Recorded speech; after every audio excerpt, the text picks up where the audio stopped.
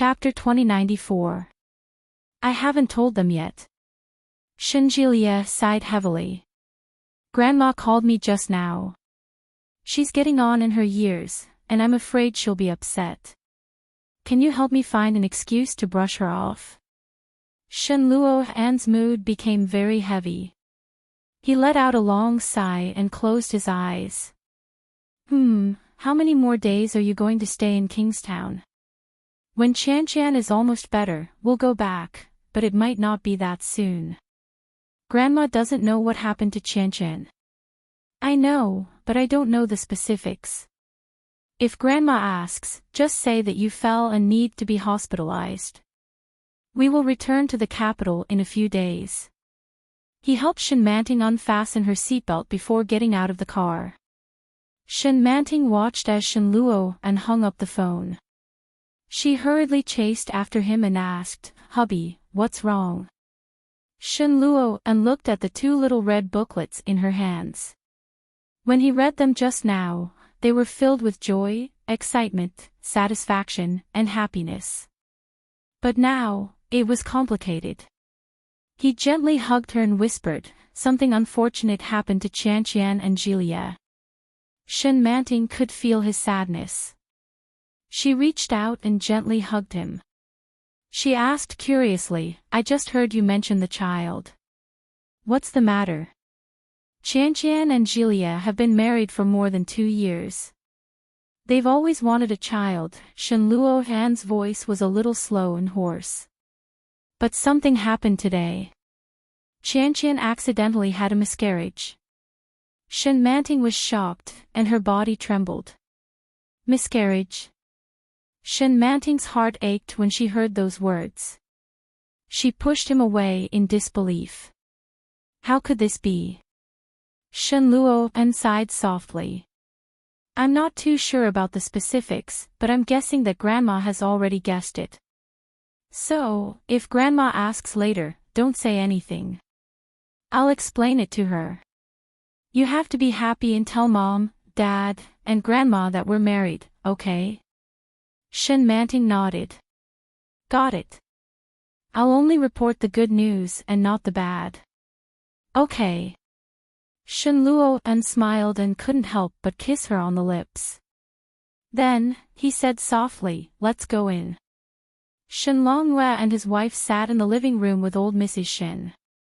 Little Moon was playing with his toy car in the open space in the living room.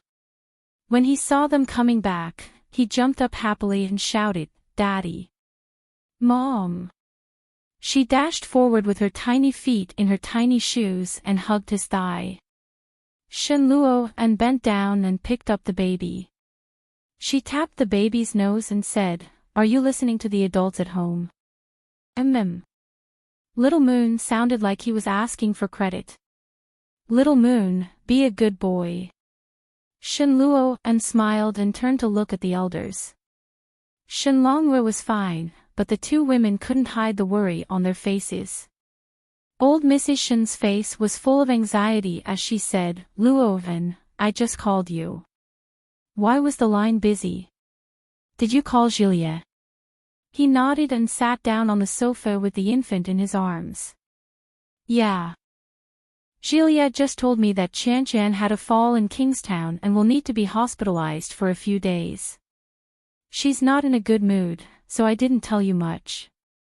When old Mrs. Shen heard that, she had an expression that said, "I knew it." She asked anxiously, "Where did you fall?" It's not serious, right? What's the situation now? It's nothing. It's nothing serious. Shenluo glanced at them. Why do all of you look so worried? If Jilia says it's nothing, then it's nothing. Chapter 2095. Mrs. Shen looked worried. She looked up and saw Shenmanting's hand. That pair of white and tender hands held a smear of red. She looked carefully and saw that it was 2 red booklets. Mrs. Shen was shocked. She seemed to have guessed something and asked, "Manting, what are you holding?" Shenmanting saw that she had noticed and looked up at Shenluo. Shen Luo and gave her a reassuring look. Then, Enchanting said, Mom, this is the marriage certificate. Marriage certificate. This time, it wasn't just Mrs. Shen. Even Shen Longyue and old Mrs. Shen looked over.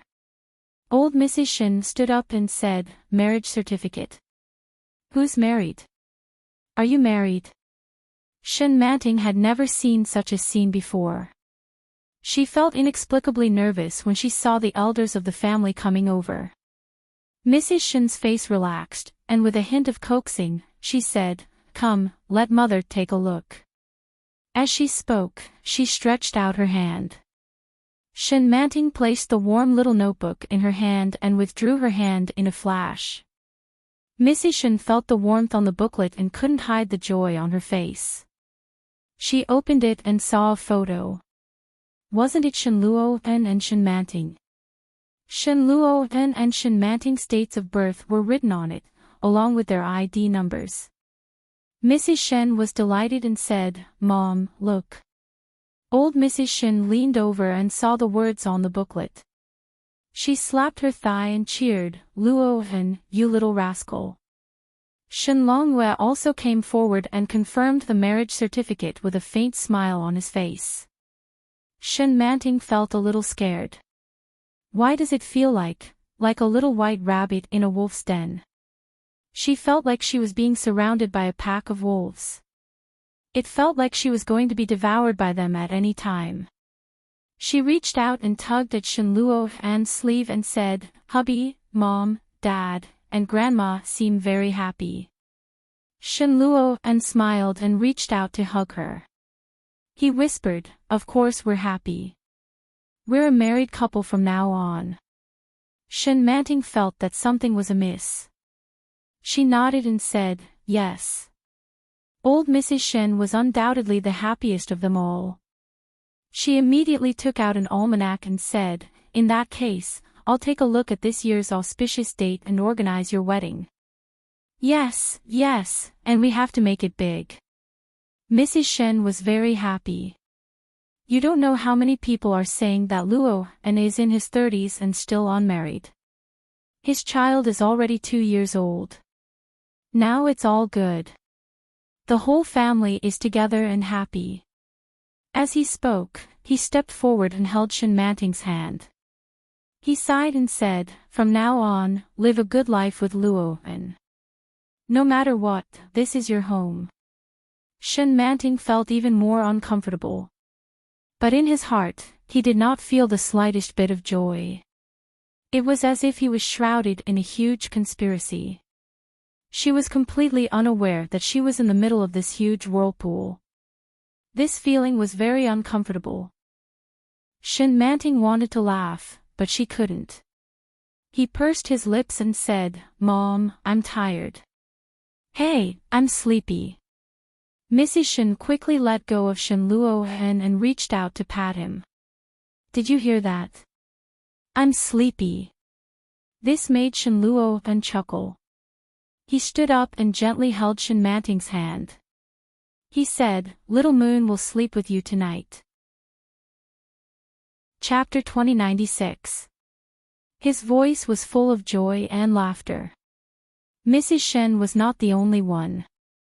Almost the whole family was very, very happy. Enchanting felt that something was wrong. She looked at her hand that was held by Shen Luo and lowered her head slightly. When they returned to the room, Shen Luo unlocked the door behind him. Enchanting held Shen Luo's hand and felt a little nervous. She looked up and saw Shen Luo's amber eyes that were smiling. Honey, we weren't married before, right? Enchanting looked at Shen Luo and asked, Then why do I call Mom and Dad and Grandma before we're married? His eyes were clean and pure. The doubt in them was very obvious. Shen Luo was stunned for a moment by such a question. Honey, I think I'm very familiar with them.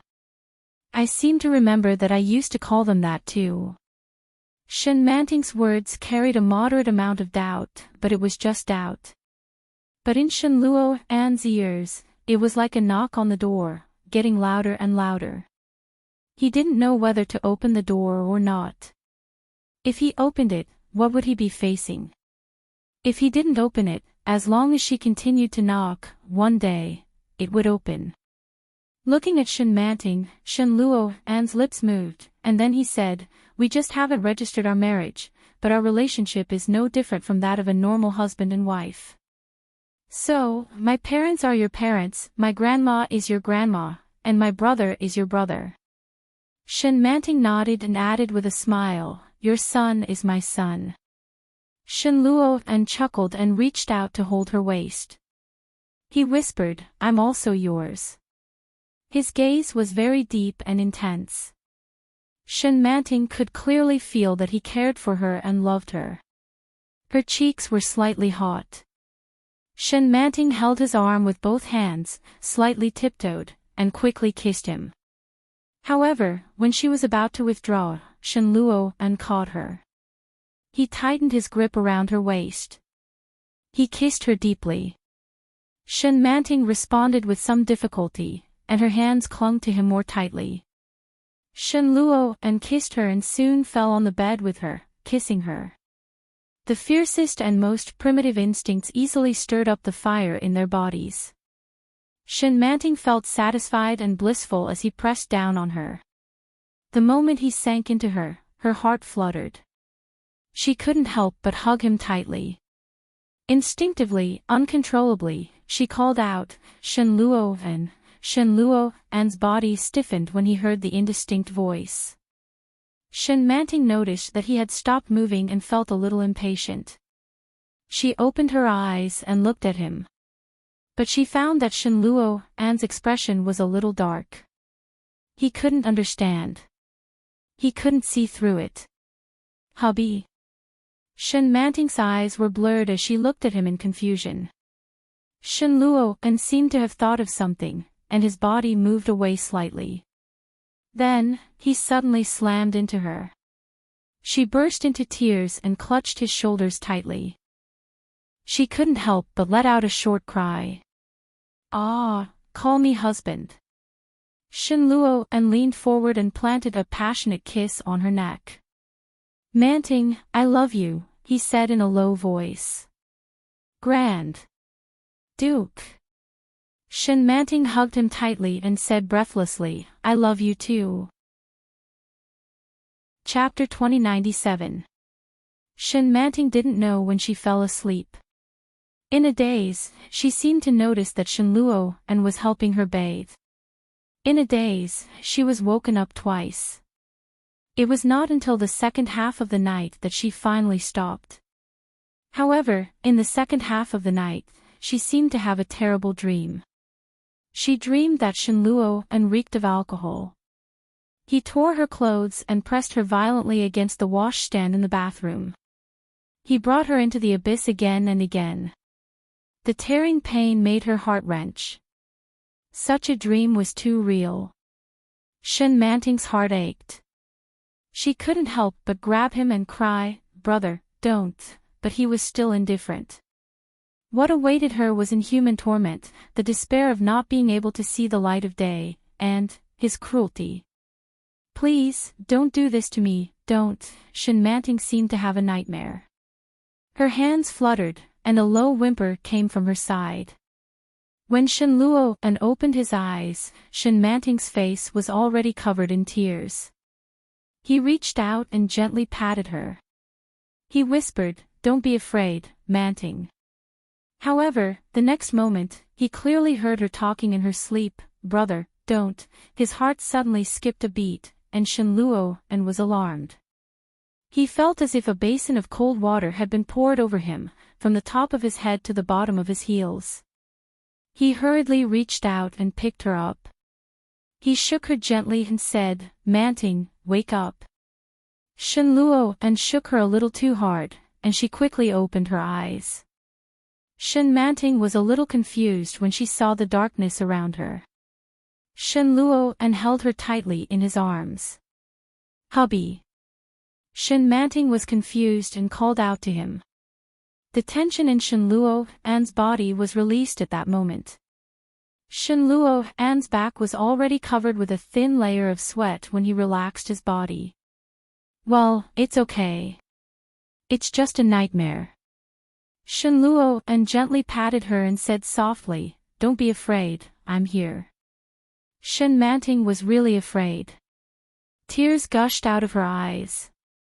She hugged him and said, "Hubby, I just dreamed of something terrible. Don't be afraid. Dreams are fake." Yes. Shenmanting couldn't help but tremble with fear. Nightmares are always the opposite.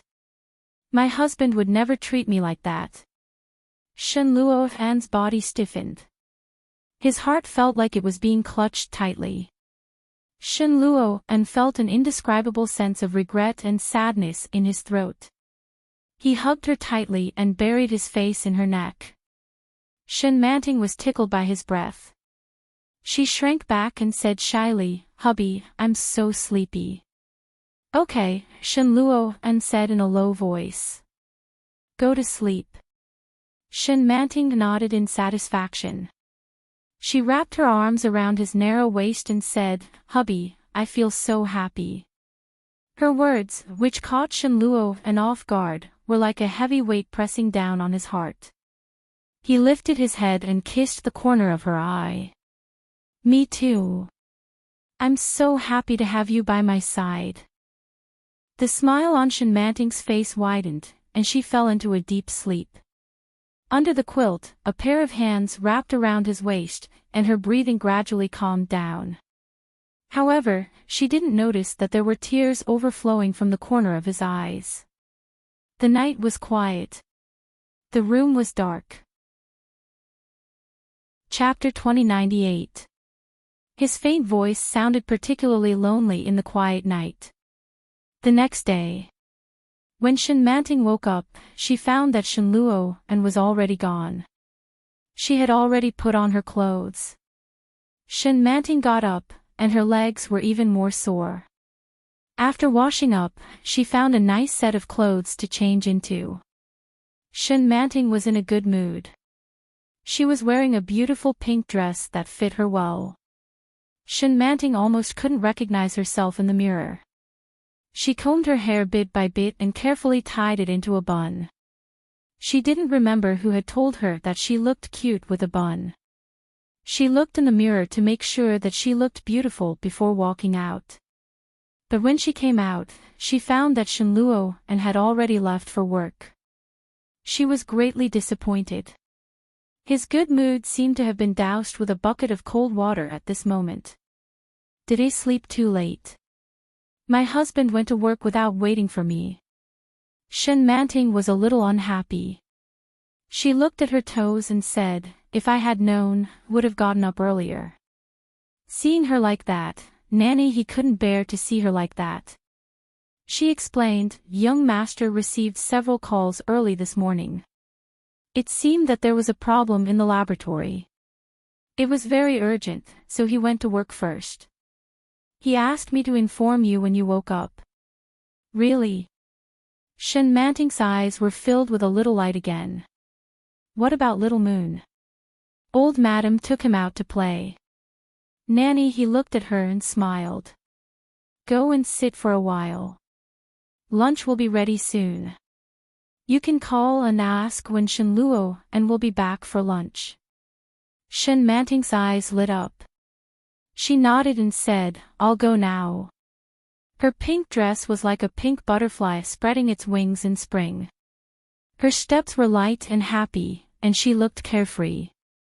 He looked at Shenmanting and sighed softly. She whispered to herself, if only it could always be like this. Unfortunately, she had to face reality sooner or later. She heard him talking to Shenjilia on the phone in the morning. Shenmanting's situation was very unstable. If the nightmares continued, it was very likely that she would regain her previous memories one day. That meant what seemed to be a peaceful and happy facade now would be punctured. The seemingly beautiful relationship between Shenluo and Shenmanting might return to how it was in the past. He felt a little sad when he thought of the scene that might happen in the future. His gaze turned to the lush green grass outside the window, and his emotions were very complicated. Enchanting returned to her room and picked up her cell phone to call Luofen. He dialed twice before the other side picked up. "Hubby," Enchanting called out sweetly. "Are you busy?" "I'm not too busy right now," Luofen said. His voice was emotionless. "Did you miss me?" Enchanting blushed when she heard this. He thought about it. He really, really wanted to. However, it was too shameful to say such words. She thought for a moment, then pouted and said, "Why didn't you call me? I haven't shaved your beard yet." There was a moment of silence on the other side of the phone. Then, he heard a smiling voice, "It's not every day that you get to shave. Have you eaten?" Chapter 2099. "Well, okay." Luofen agreed, and Enchanting's heart was even sweeter. "Do you want to eat cake?" Luofen asked. "I'll bring you one when I come back." Cake? Enchanting hadn't heard this word for a long time, and she almost drooled. When she was young, she rarely ate cake. She could only see a very small piece on Meifang's birthday. However, she didn't know when her birthday was, so she never had a birthday and never had a birthday cake of her own. Hearing this, Enchanting was greedy and excited, and asked, "Is it my birthday today?" Luofen seemed to be laughing, and he said softly, "Must you eat cake on your birthday? Then I won't buy it." "No, no, of course not." Enchanting quickly straightened up, but soon realized that she was too anxious, and felt a little embarrassed, and said, "I want to eat it." "Wait for me at home." Luofen's voice was full of indescribable gentleness. "I'll be there in half an hour." "Okay." Enchanting was in a hurry. "Hurry up, I'll wait for you." "I'm hanging up, hurry up." "Okay." Luofen agreed, and the phone was hung up. Enchanting quickly threw the phone on the bed, and immediately got up, and went to the bathroom to tidy up her messy hair. After tidying up her dress, she patted her face and walked out contentedly. But suddenly, she remembered that there was still half an hour. She went back to the room, took out the computer, and opened the movie she watched last time. Gone with the Wind. After clicking on it, the web page automatically jumped to the last time she watched it. Enchanting put the computer on the coffee table, and was very fascinated. When she saw Red get drunk and rape Gioli, she felt a stabbing pain in her heart. The scene changed, and it was already the next day. Gioli sang and stretched, and she was in a very good mood. When the servant came to help her change, Gioli asked, "Where is he?" Enchanting then realized. Gioli didn't know that she loved Red at first. Unfortunately, after he forced himself on her, he clearly realized his own feelings. How silly. Enchanting felt sorry for Scarlet. Don't you know who you love? They had been married for so many years, and their children were already so big. The stone should be warm by now. But Scarlet still thought that she was deeply in love with Ashley. However, Red believed it. His cold and distant attitude towards her made Scarlet, who had always been flattered, feel heartache. However, she couldn't swallow her pride and admit defeat to him. Red had always thought that this marriage was just his own wishful thinking. Therefore, he poured all his love into his daughter. Even the love he had for Scarlet had been given to Bonnie by. However, after Bonnie White's accidental death, Red completely broke down. Enchanting sat on the sofa and cried out loud. When Nanny he saw her, she frowned and came up to her. What happened? Dead. Enchanting wiped away her tears. Their daughter is dead. The male lead is so pitiful. He thinks that the female lead doesn't love him. Sob, Nanny, he said. It's time to eat. Stop looking. Just then, the doorbell rang. Enchanting immediately closed the laptop, stood up, and rushed to open the door. Chapter 2100. Enchanting's lithe figure caught Nanny's attention. He couldn't help but curl his lips into a smile. Then, he turned his head away and didn't look at them anymore. Enchanting was startled, but soon, the faint fragrance made him smile slightly. He reached out and hugged her. He could easily feel her excitement, her joy, and her excitement. "You're back." Enchanting looked up at him with an excited and happy smile. "Where's the cake?" Enchanting deliberately kept a straight face and said, "I thought you missed me, but it turns out that you were only thinking about your cake." Enchanting didn't feel embarrassed at all. She smiled excitedly and couldn't help but jump up and say, "Quick, quick, the cake." Enchanting noticed that her eyes were a little red. "Did you cry?" Enchanting gently stroked her face and looked at her pitifully. Enchanting pouted and said, "I was watching a movie just now. It's the war romance we watched the other night. Bonnie died. I'm so sad." Enchanting couldn't help but laugh when he heard this. He said, "The movie is fake. How can you cry after watching it?" "Well." Enchanting's eyebrows drooped. "The movie is fake, but the feelings I put into it were real. Although it's fake, I'm still so sad, so sad." Enchanting didn't know what to think when he heard this. He looked at her for a while and then replied, "Okay." He took out the cake and placed it on the table. "I bought 4 flavors in one. There's chocolate, vanilla, strawberry, and matcha." Enchanting felt her mouth water just by listening to it. She couldn't wait and said, "Quick, quick, quick, I want to eat the cake." "Let's eat first, Nanny," he said. "Mr. and Mrs. Shin aren't coming home today, and old Mrs. Shin took little Moon out to play. We're the only ones eating at home. There will be leftovers later. Eat a few bites first." "It's okay." Enchanting opened the cake and revealed an exquisite 4-colored cake inside. There were a variety of beautiful fruits on top. As soon as the cake was opened, the fragrance overflowed. Enchanting's mouth was watering. Her thumb moved quickly. Enchanting picked up a small plastic knife and cut a piece. He asked, "What flavor do you want?" "Strawberry." Enchanting replied without hesitation. Enchanting had already expected it. After he cut a piece, Enchanting immediately took it. He picked up his fork and took a bite. Enchanting's face was full of happiness. She stomped her feet excitedly and said, "It's delicious." "Then eat more." Enchanting looked at her with a smile. "But remember to eat. You can't just eat cake until you're full." "Yes, yes," Enchanting answered.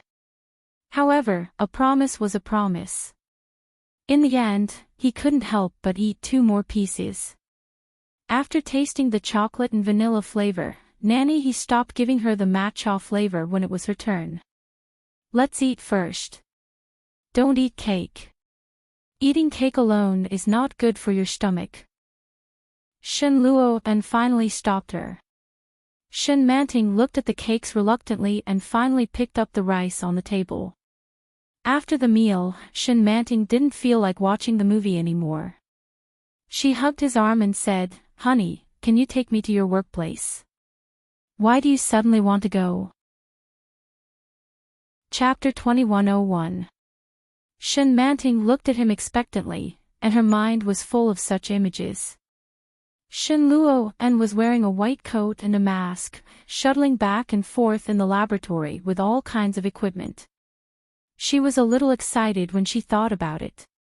She held Enchanting's arm and said, "Honey, can you take me to see it?"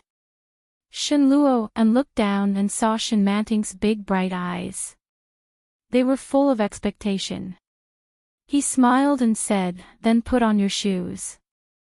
Enchanting immediately cheered when she heard this. She jumped up and shouted, hooray! Then, she immediately let go of Enchanting's arm and ran to the shoe cabinet to find her new shoes. After putting them on happily, she ran back to the room and looked in the mirror. After finding that she was very cute and beautiful, she hurried out. Let's go. Enchanting was full of eagerness. Enchanting saw this, stood up and picked up the car key. Along the way, Enchanting's mind was full of what kind of scene she would see later.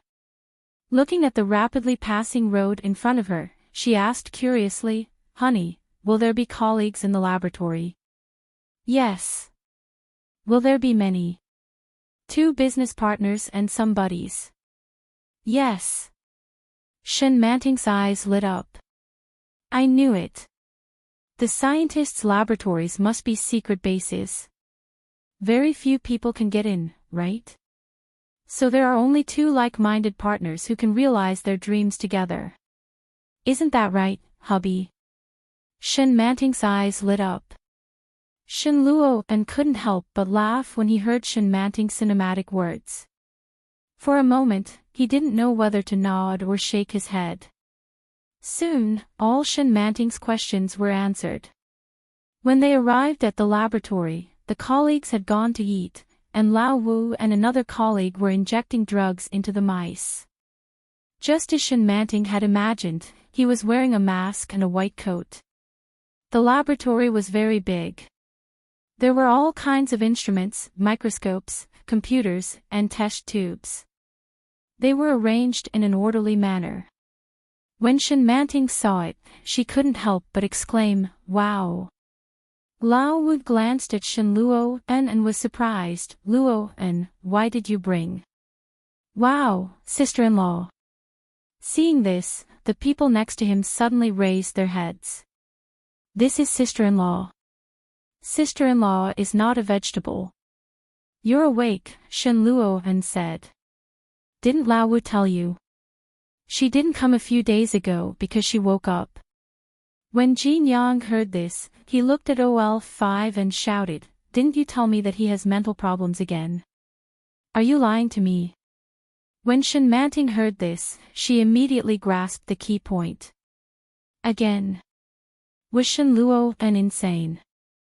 Enchanting was a little curious and asked, is my husband mentally ill? Old 5 suddenly laughed out loud. Jin Yang smiled and said, you can say that. Enchanting's face darkened. Don't talk nonsense. You're the ones with mental problems. He looked at Enchanting and said, don't listen to them. Oh. Old 5 grinned and said, isn't depression also a mental illness? It's the same to call it mental illness. Jin Yang agreed. His eyes observed the reaction of the mice in the glass box. That makes sense. Chapter 2102. It's just that I can't release myself in certain aspects. I'm too stressed and nervous, and I've created a sense of mental oppression on myself. Old 5 smiled with a, you know what I mean, expression in his eyes. It's not very serious. At its worst, I've swallowed a few sleeping pills. Enchanting said, if you continue to talk nonsense, you can forget about this month's salary. Oh, Jin Yang was not afraid at all. I'm just explaining it to your wife. You and your wife haven't been together for so long, and you've been abstinent for 2 years. Think about it, how can a normal man endure it for so long? That's right, Lao Wu interrupted. We're explaining it to you. If your wife misunderstands something, it'll be a big deal. Aha, Jin Yang echoed. Enchanting couldn't help but interrupt when she saw the 2 of them echoing each other. Didn't you say that sleeping pills will kill you? Pfft. Jin Yang laughed. Ahem, Lao Wu coughed lightly. How should I put it? He just wants to sleep. He still has a son to raise, so he can't bear to die. Oh. Shenmanting suddenly felt sad when she heard that. She reached out and hugged Shenluo An's arm. Shenluo An's face was already dark. He looked at the two of them and said, "Are you done?" "Don't. Sister-in-law is still here." Lao Wu nudged Jin Yang. Jin Yang immediately nodded. "Oh, I forgot to introduce myself. My name is Jin Yang. I just joined the team 2 years ago. Have you had lunch? We haven't eaten yet. Come and help us." Lao Wu took off his gloves and mask, revealing his full beard. Shenmanting didn't expect such a face under his mask. She blinked. However, she vaguely felt that it was very familiar. Lao Wu noticed that Shenmanting was staring at him. He touched his beard and said, "You've grown again. You're sexier than 2 years ago, aren't you?" "Sexier?" Shenmanting wanted to laugh. When she was about to say something, Shenluo An pulled her aside. "Don't talk to them. They're not good people." Shenluo An went to the disinfection cabinet and took out a mask and gloves. "Sit here and don't touch anything. Many things are more dangerous." "Oh." Shenmanting was very obedient and sat aside. Jin Yang and Shenluo An exchanged some information and then swaggered away. Shenmanting sat at the small bar counter and rested her face on her hands. She watched Shenluo An work hard, and her eyes were filled with fascination. Ever since she woke up, he had been the one taking care of her. He was gentle, considerate and understanding. Yet, she accepted all of his kindness as a matter of course. She didn't expect that he also had depression. Shenmanting didn't like the word depression very much. She didn't know where she came from, but she felt that people with this disease would die easily. Looking at him, she felt her heart ache. Shenluo An wore gloves and held the white mouse in his hand. No one knew what he was doing. But Shen, she thought. She couldn't help but smile sweetly. Suddenly, she wanted to call out to him. As soon as this thought came to her, she moved faster than she realized. Hubby. Of. Chapter 2103. After shouting these words, Shenmanting automatically covered her entire face. His eyes darted left and right like a thief. Shenluo An couldn't help laughing when he saw her cute little face. Then, he looked around just like her and put his finger to his lips. Shenmanting immediately understood. She covered her mouth and blinked her eyes. Shenluo An whispered, "Most of the people here are single. If you do this, they will take revenge on me." Shenmanting was shocked. She immediately covered her mouth and didn't dare to say a word. How could the people here be so cruel? How could they take revenge? Her big eyes were full of anger. Shenluo An saw it and chuckled. But soon, he lowered his head and continued to work. Shenluo An didn't let Shenmanting wait for long. After Lao Wu and Jin Yang came back from dinner, he immediately returned them. In the face of their protests, he arrogantly swaggered and said, "My wife is here. I have to accompany her. I will come back tomorrow." After that, he swaggered away with his wife under the envious eyes of all the people in the laboratory. Shenmanting felt that people behind her were looking at her. She timidly held Shenluo An's arm. But in her heart, there was a kind of excitement of doing bad things and bullying people. She laughed all the way. When she walked out of the door, she threw herself into Shenluo An's arms and shouted, "Honey!" "Ha!" Shenluo An gently stroked her cheek with his palm and looked at her tenderly. "What's wrong?" Shenmanting grabbed the clothes around his waist with both hands, stood on tiptoe, and kissed his lips. She kissed him jerkily. Her movements were clumsy, but they easily stirred up his heart. Shenluo and immediately wrapped his arms around her waist, clasped her head with one hand, and gave her a deep and long kiss. Shenmanting's breathing was short, and her whole body was tense. But at the same time, she felt an unprecedented excitement. Oh, oh, oh. There was a teasing voice. Shenluo and immediately let go of Shenmanting and looked back. 3 or 5 people came out from inside. They looked at them with mischievous eyes and said, "Hello, boss, madam. We are just passing by. You can continue." Continue. Shenmanting's face was already red with embarrassment. She grabbed his clothes and buried her face in his arms. He waited until the footsteps of his fellows were far away before he dared to raise his head. She looked at Shenluo and asked, "Are we going home now?" "Do you want to go home?" asked Shenluo and. Shenmanting wanted to go home to watch a movie and see her son. But when she saw the deep passion in his eyes, she couldn't bring herself to say it. His face burned even hotter as he said, "Then don't go home for now." "What are we going to do then?" Shenluo and looked at her. "How about, we get a room?" Get a room." All of a sudden, Shenmanting felt her body heat up. The result of last night's indulgence was that her lower body was still a little sore. Upon hearing this, she immediately pushed him away and rebuked, "I'm going to ignore you."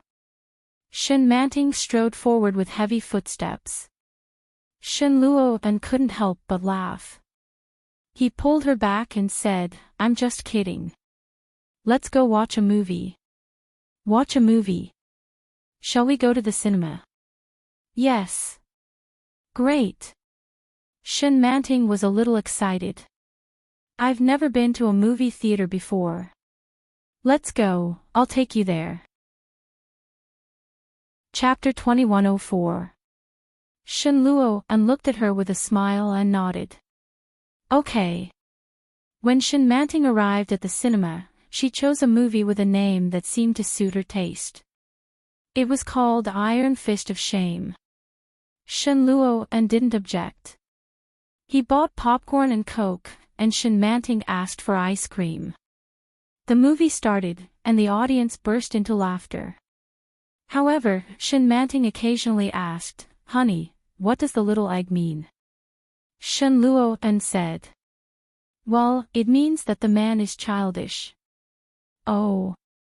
Honey, she stewed herself in an iron pot, and the water didn't boil. She's so careless." Shenluo and laughed and hugged her to continue watching the movie.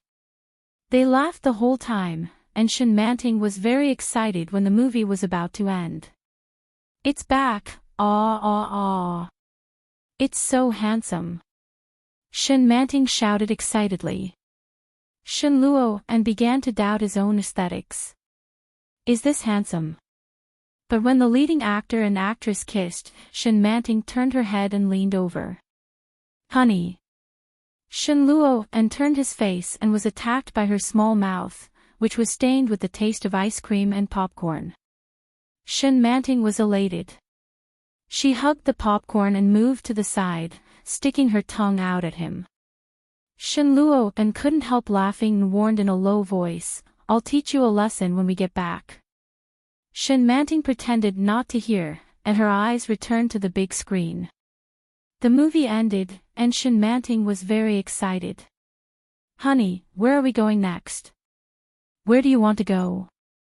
"I want to go to the aquarium." Shenmanting's purpose was very clear. Shenluo and smiled and said, "Okay." The aquarium in the capital was very big. But the only thing that could make Shenmanting stop and watch were the corals swimming up and down like umbrellas. The colorful lights shone on the transparent bodies, which looked particularly gorgeous.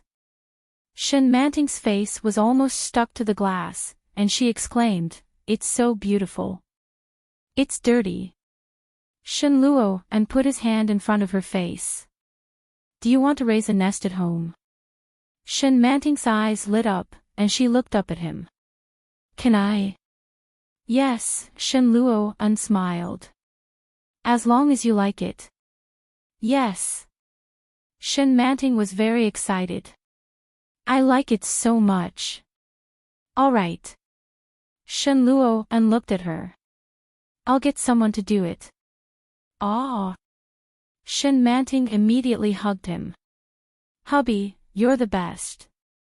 As she spoke, she glanced left and right, then quickly tiptoed and kissed him on the lips. Shen Luo's heart was tickled. He was about to grab her, but she acted like she was playing a prank and immediately let go of him. She jumped to one side and looked at him with a grin. Shen Luo's smile widened, and he said, "Naughty. Come here." No. Shen Manting clasped her hands behind her back and leaped forward. Gay and innocent as a child. A real child. There was a smile on his face, but he felt a little depressed in his heart. Shen Luo followed and shouted, "Slow down, don't fall." "I won't." For a date, of course it had to be a romantic candlelight dinner. Shen Luo took her to the famous revolving restaurant. He sat at the window seat, overlooking the entire capital. Shen Manting looked down, and her face was full of amazement. She said, "Hubby, it's so beautiful. Do you like it?" "Yes. If you like it, we'll come often." Shen Luo looked at her with a smile. "Next time, bring our son." Chapter 2105.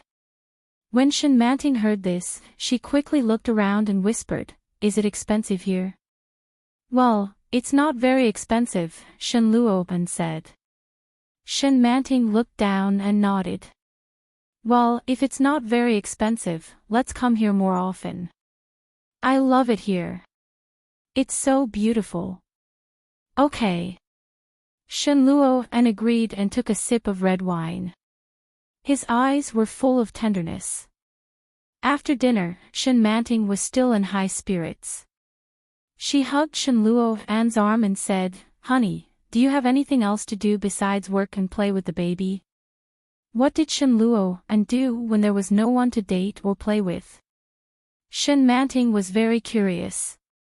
He had a lot of time these days. Most of it was to accompany her. If she hadn't known that he was so busy with work today, she would have thought that he had so much time every day. Shen Luo looked at her and said with a smile, "When you're not awake, I take the baby to see you and sleep. That's all I do every day." In the past 2 years, he had fallen into self-reproach and depression for nearly a year. During that time, he had thought of committing suicide several times to atone for his sins. However, Little Moon was still young. Finally, under Shenjilia's guidance and treatment, he slowly improved. However, he was still immersed in work. Work, hospital, home. Every day, he repeated the same days. He was like a soulless puppet, a walking corpse. Fortunately, she woke up. He had fantasized countless times. If she woke up, what kind of hatred would he face from her? How would she blame him? But there was nothing. She had forgotten everything. It was as if all his sins had never happened. Very good, however, now facing the 12-year-old Shen Manting, Shen Luo felt more and more uneasy. It was unknown whether she would wake up and when she would wake up. If she woke up one day, what kind of situation would he face? He didn't dare to think about it. Looking at Shen Manting's incredulous eyes, which seemed to have expected it, his heart softened slightly. He reached out and held her in his arms. He whispered, "I only feel alive when you wake up." Shen Manting was caught off guard by his sudden confession, and her heart ached slightly. She hugged him tightly and didn't make a sound. Shen Luo closed his eyes and whispered, "Promise me one thing." "Okay." Shen Manting replied in a low voice. "Honey, I'll agree to anything you say." Shen Luo's heart softened, but at the same time, he felt a dull pain. Manting, promise me that no matter what happens, you won't leave me, okay? Shen Manting felt a little baffled, but when she heard his words, she nodded and said, I promise you, hubby. I won't leave you. Then remember it. I'll remember. Swear it. I swear. Shen Luo and held her in his arms. He was well aware of the current situation. Everything was too easy. Nothing was going to turn out the way he imagined. Once she sobered up, she would still hate him. Shen Luo and felt a little scared. All the happiness she had today was about to become a bunch of bubbles. When she woke up, it would all disappear without a trace. Manting, I truly love you. Chapter 2106. Me too. I love it so much. Her innocent words echoed in Shen Luofan's heart. It was already very late when they got home. Little Moon was still sleeping in his grandparents' room that night. The two of them tiptoed into the room. Shen Manting was so tired that she lay on the bed.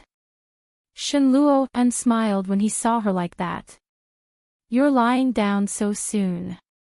You haven't showered yet. No, Shen Manting covered herself with the quilt. I'm exhausted. I just want to sleep. You're sleeping so early. Shen Luoan went up and pressed her down. I want to discuss something with you. Discuss. Shen Manting looked up at him. What is it? You don't have to discuss it with me. Well, this is between the two of us. I can only make a decision after you agree. What? Shen Manting couldn't help but ask curiously, haven't you always been the one to do whatever you want? I've never had any objections. Shen Luoan was a little restless when he heard her obedient words. He pressed down on her and gently hugged her. He whispered, then let's have a wedding and invite all our relatives and friends to the banquet. Okay. Shen Manting didn't hesitate. After the wedding, we'll go on a honeymoon. Okay. Then. Shen Luoan paused and seemed to be hesitating. He gently leaned over and whispered in her ear, let's have another child. Shen Manting couldn't help but shrink back when she felt his warm breath on her ear. She subconsciously said, okay. Ha. Shen Manting seemed to have realized something. She turned to look at him and said bitterly, don't. I heard that giving birth is very painful. Shen Luoan looked at her and smiled. He gently sucked her plump earlobes. Shen Manting was caught off guard. She felt unbearably itchy. She shrank back and said, go away. Shen Luoan didn't listen to her. He hugged her tightly and slowly moved his lips downwards. They turned into dense kisses on her neck. Yi Qianqian had a dream. In her dream, a cute and adorable child crawled towards her with his bare buttocks. The child's features were exactly the same as Shinjilie's. Mom. His childish voice sounded childish as he reached out to grab her. Yi Qianqian reached out to him in an attempt to hug him, but the little figure, who was as delicate as jade, was like a bubble. The moment she touched him, he disappeared without a trace. Darkness, it was still darkness. Shinjilie was by her bedside. He was leaning against the wall and taking a nap. But not long after he fell asleep, he was woken up by a soft sob. With a start, Shinjilie woke up from his dreams. His gaze fell on Yi Qianqian, who was lying on the bed. No. Yi Qianqian's hands were stretched out as if she was dreaming of something extremely sad. Her hands were flailing, and tears were streaming down her face. Shinjilie's heart ached. He held her hand with both hands and said softly, wife, Qianqian. Baby. Yi Qianqian's voice was choked with sobs. She felt as if her heart was being choked with sadness. Shinjilia's heart ached even more, and a silent sourness rose from the bottom of his heart to his eyes. He leaned over and gently hugged her. I'm here. Don't cry, my wife. Yi Qianqian subconsciously hugged him. The next moment, she opened her eyes. She was surrounded by darkness. In front of her was an aura that was so familiar to her bones. Chapter 2107. It was a dream, what a realistic dream. She seemed to really feel that the baby was leaving her. Yi Qianqian gently hugged him and wanted to speak, but she found that her throat was choking. She couldn't say a word. Shenjilia gently raised his eyes and kissed away her tears gently and delicately. Yi Qianqian broke down and cried bitterly. Be good. Shenjilia felt as if his heart was being dismembered. It's okay. He'll come back sooner or later. Old Shin. Yi Qianqian hugged him tightly. She was devastated. I'm sorry. What are you talking about? Shenjilia looked a little angry. It's not your fault. It's me. If I had stayed by your side, nothing would have happened. You can hit me. Qianqian, don't cry. Shenjilia couldn't hold it in anymore. His voice was choked with sobs. I beg you, don't cry. This is the most important period for a woman. If you hurt your eyes from crying, how am I going to live in the future? A woman had to go through confinement after a miscarriage. During this period, it was the easiest for her to get sick. Just think of it as doing it for me, okay? Shenjilia hugged her and pleaded. You have to be strong for the sake of our next child. What if you get cataracts and glaucoma from crying and pass it on to the child? Yi Qianqian was crying properly. When she suddenly heard his words, she burst out laughing. He shoved him away, not knowing whether to laugh or cry as he shouted, Get lost. Shenjilia laughed and continued, That's right. Taking care of your body is more important than anything else. Yi Qianqian couldn't cry anymore after hearing his words. She wiped her eyes and sobbed as she looked at him. Shenjilia also restrained his emotions and asked, Are you hungry? Yes. Then I'll go buy some supper. Wait for me for a while. Don't go. Yi Qianqian looked at him and couldn't help crying again. Did you tell my sister? Shenjilia nodded. She came to see you in the afternoon and sat here for more than an hour. She left when she saw that you didn't wake up. What time is it now? Well.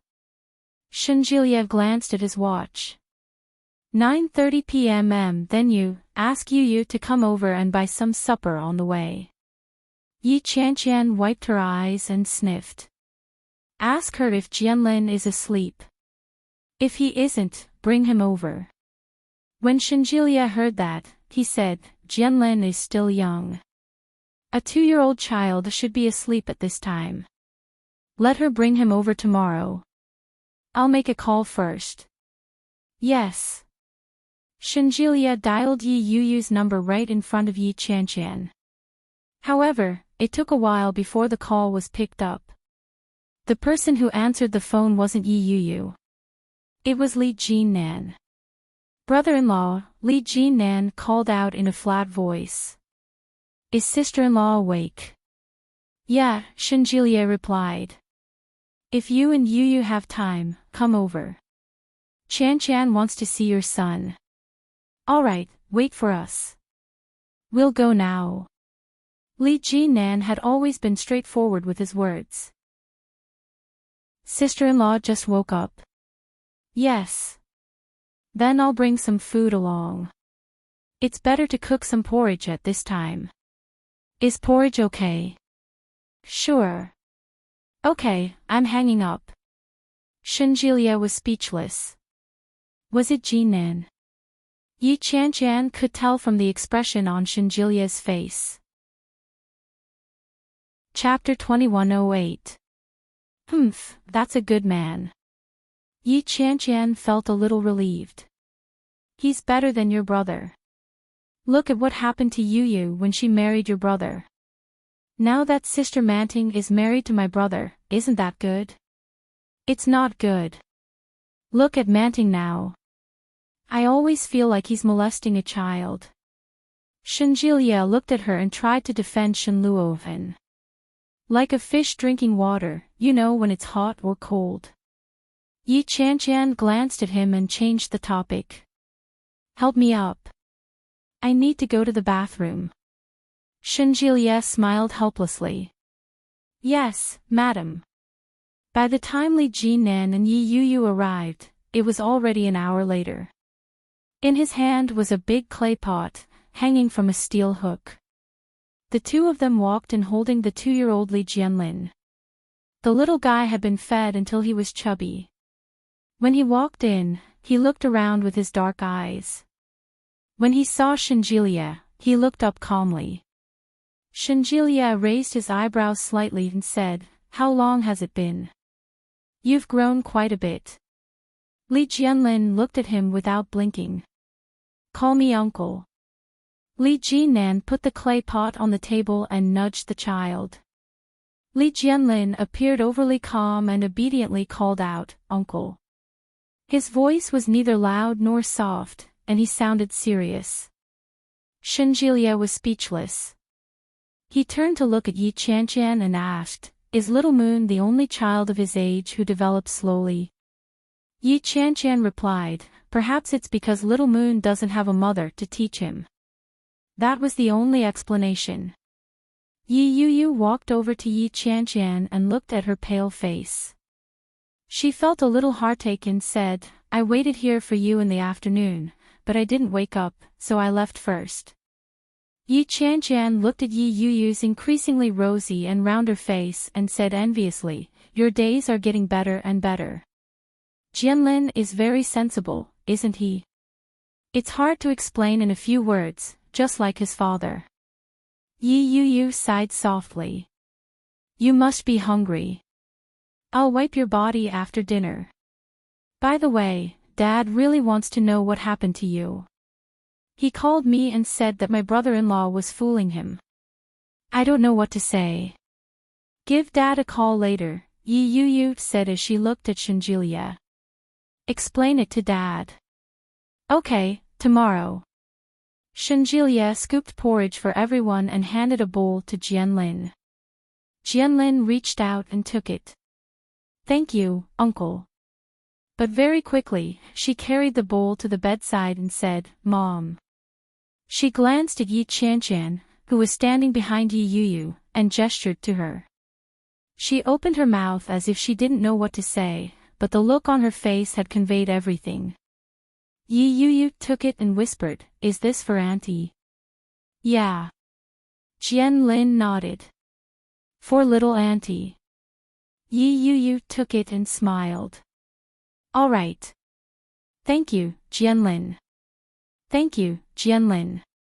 Yi Qianqian looked at him. Her eyes were full of envy, and her heart ached. She quickly averted her eyes and looked at Shenjilia. "Old Shin, feed me. Let me do it."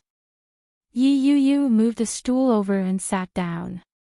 "Brother-in-law has been staying here all day. He must be hungry." "I'm fine." Shenjilia walked over. "I ate something tonight. I'm still full." He took the bowl from Yi Yu's hand. "Humph. What did you call me?" "Hubby." "Ah. Ah." Chapter 2109. Although Yi Qianqian's body wasn't feeling well, she was still in good spirits after sleeping for so long. After finishing 2 bowls in one go, he was in high spirits and started chatting with Yi Yu. Li Jianlin was still young, so he was already sleepy. Li Jinan held his son in his arms. The little guy fell asleep, and Shenjilia chatted with Li Jinan from time to time. They chatted until 11:30 p.m. before Yi Qianqian remembered to ask them to go back. She was reluctant to leave, but she still asked Yi Yuyu to take the child back to sleep. Yi Qianqian looked at the child in Li Jinnan's arms and couldn't help but take a second look. How blissful. A family of 3. Yi Qianqian sighed. Yuyu's life is getting better and better. What are you envious of? We can do it too. Shenjilia tidied up the food. Do you want some more? There's still some left. Yeah. Feed me. By the time Yi Qianqian was discharged from the hospital, it was already a week later. When she returned to the capital, the whole family gathered around her and asked, "Are you all right? How did you end up in the hospital for so long after a fall?" That's right. Grandma was so worried. Old Mrs. Shen looked her up and down. Oh my, your little face has lost a lot of weight. Oh my. Shen Longhua said, since you're back, stay at home for a while. Get Nanny He to make you some nourishing soup. You don't look too well. Yeah. Mrs. Shen held Yi Qianqian's hand. You have to nourish yourself during this period. Your grandmother did a divination for you and Julia yesterday. She said that you might get pregnant this year. When Yi Qianqian heard that, her heart ached. Yes, it was indeed possible to get pregnant this year. Moreover, she was already pregnant. But she had lost it because of her own carelessness. At that thought, Yi Qianqian felt an inexplicable heat that stung her eyes. When Shenjilia heard that, he hurried forward and said, all right, all right. Qianqian just came back, and she's not feeling well. Why are you all crowding around her and asking her questions? Come. Dear, come with me to my room to rest. As he spoke, Yi Qianqian was pulled away by Shenjilia. When the family saw this scene, they were all a little surprised. Old Mrs. Shen vaguely sensed that something was amiss and said, I have a feeling that Julia is lying to us. What do you mean by being hospitalized for a fall? His limbs are still fine. How could he be hospitalized for a week after a fall? Mrs. Shen had been suspicious for a long time, but she could not figure out why. Was it a fall, or an illness, or something else? No one gave them an answer. From beginning to end, Shenjilia and Yi Qianqian avoided talking about it. When Shen Luo'en and Shen Manting returned home with the baby, they were surprised to see the 3 elders of the family sitting in the living room. Little Moon, who was being carried by Shen Luo'en, struggled to get up when he saw the scene. Then, she ran over and hugged Mrs. Shen's knees, shouting, Grandma. Madam Shen stroked his furry little head and said, Good boy. Then, she hugged Shen Longhue's thigh. Grandpa. Shen Longhue picked him up and said, In the future, you have to call me great-grandmother first when you enter the house. Do you understand? Oh. Shen Yueshao nodded and looked at old Mrs. Shen. He smiled and said, Great-grandma. Chapter 21:10. Shen Yueshao climbed down from Shen Longhue's knee and ran toward old Mrs. Shen. The merry-go-round, he exclaimed. Shen Manting saw her son's excited expression. She went up to him and said, We went to the amusement park and took him on the merry-go-round. Little Moon must be happy, right? Little Moon's pale face was flushed. He nodded and said, Yes, I'm happy. He pinched the baby's face and said, Dad, Mom, Grandma, I'll go in first. Go ahead, old Mrs. Shen said with a smile. Oh, look at your little face. You're such a good grandson. Come, look at the toys your uncle brought back for you. Old Mrs. Shen carried the little boy into the toy room and opened the box of toys Shenjilia had brought back. Come, do you know how to play with building blocks? Yes. Shen Yuexiao's eyes lit up as he looked at the colorful building blocks in front of him. Shen Luo'en walked in and said, Grandma, I'll play with Little Moon. You should go and rest first. Why should I rest? I'm just playing a game with my great-grandson. Why are you interfering? Go away. Don't stay here and join in the fun. Shen Luo and was chased away mercilessly. He chuckled and said helplessly, all right then. Call me later if you need anything. Go away. Old Mrs. Shen ignored Shen Luo and continued to dismantle the building blocks for her grandson. Do you like this? Yes. Shen Luo and watched for a while and returned to the room. Shen Manting sat on the bed and held the little thing she had bought that day in her hand. When she saw Shen Luo and come in, she smiled and said, Honey, I want to keep this thing as a souvenir. She stood up as she spoke. She walked to the drawer and pulled it out, revealing a dazzling array of little things inside.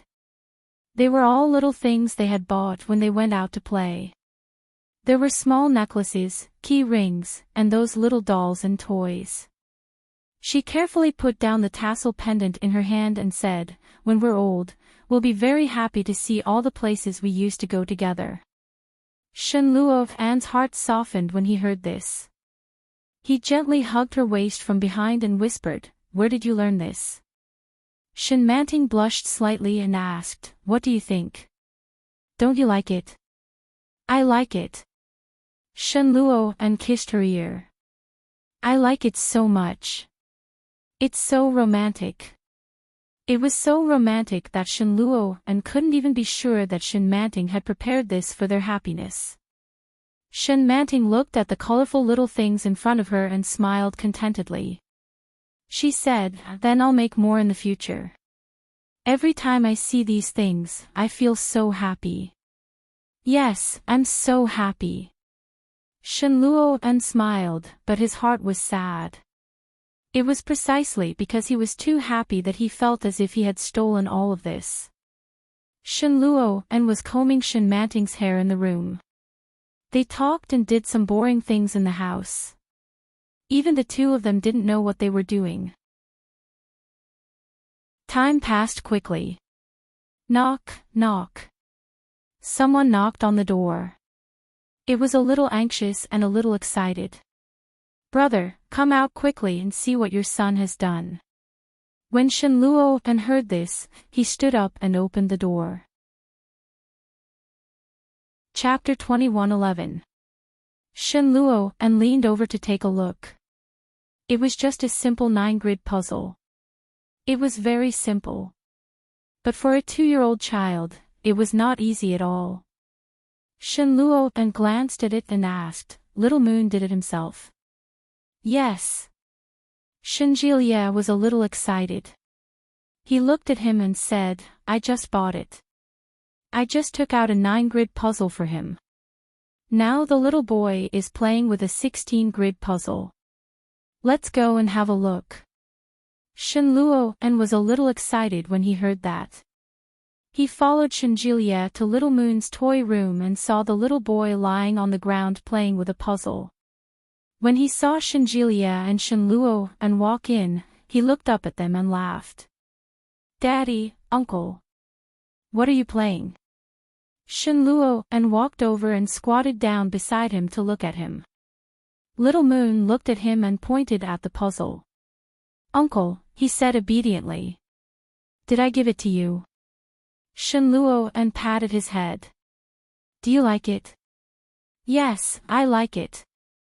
Little Moon smiled. Shen Luo looked over and found that Little Moon had almost completed the puzzle. The 4 corners were rounded, and the 4 corners had been put together. Are you done?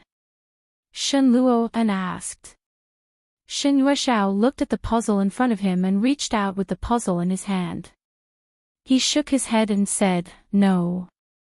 Then he put the puzzle in his hand under the puzzle on the ground.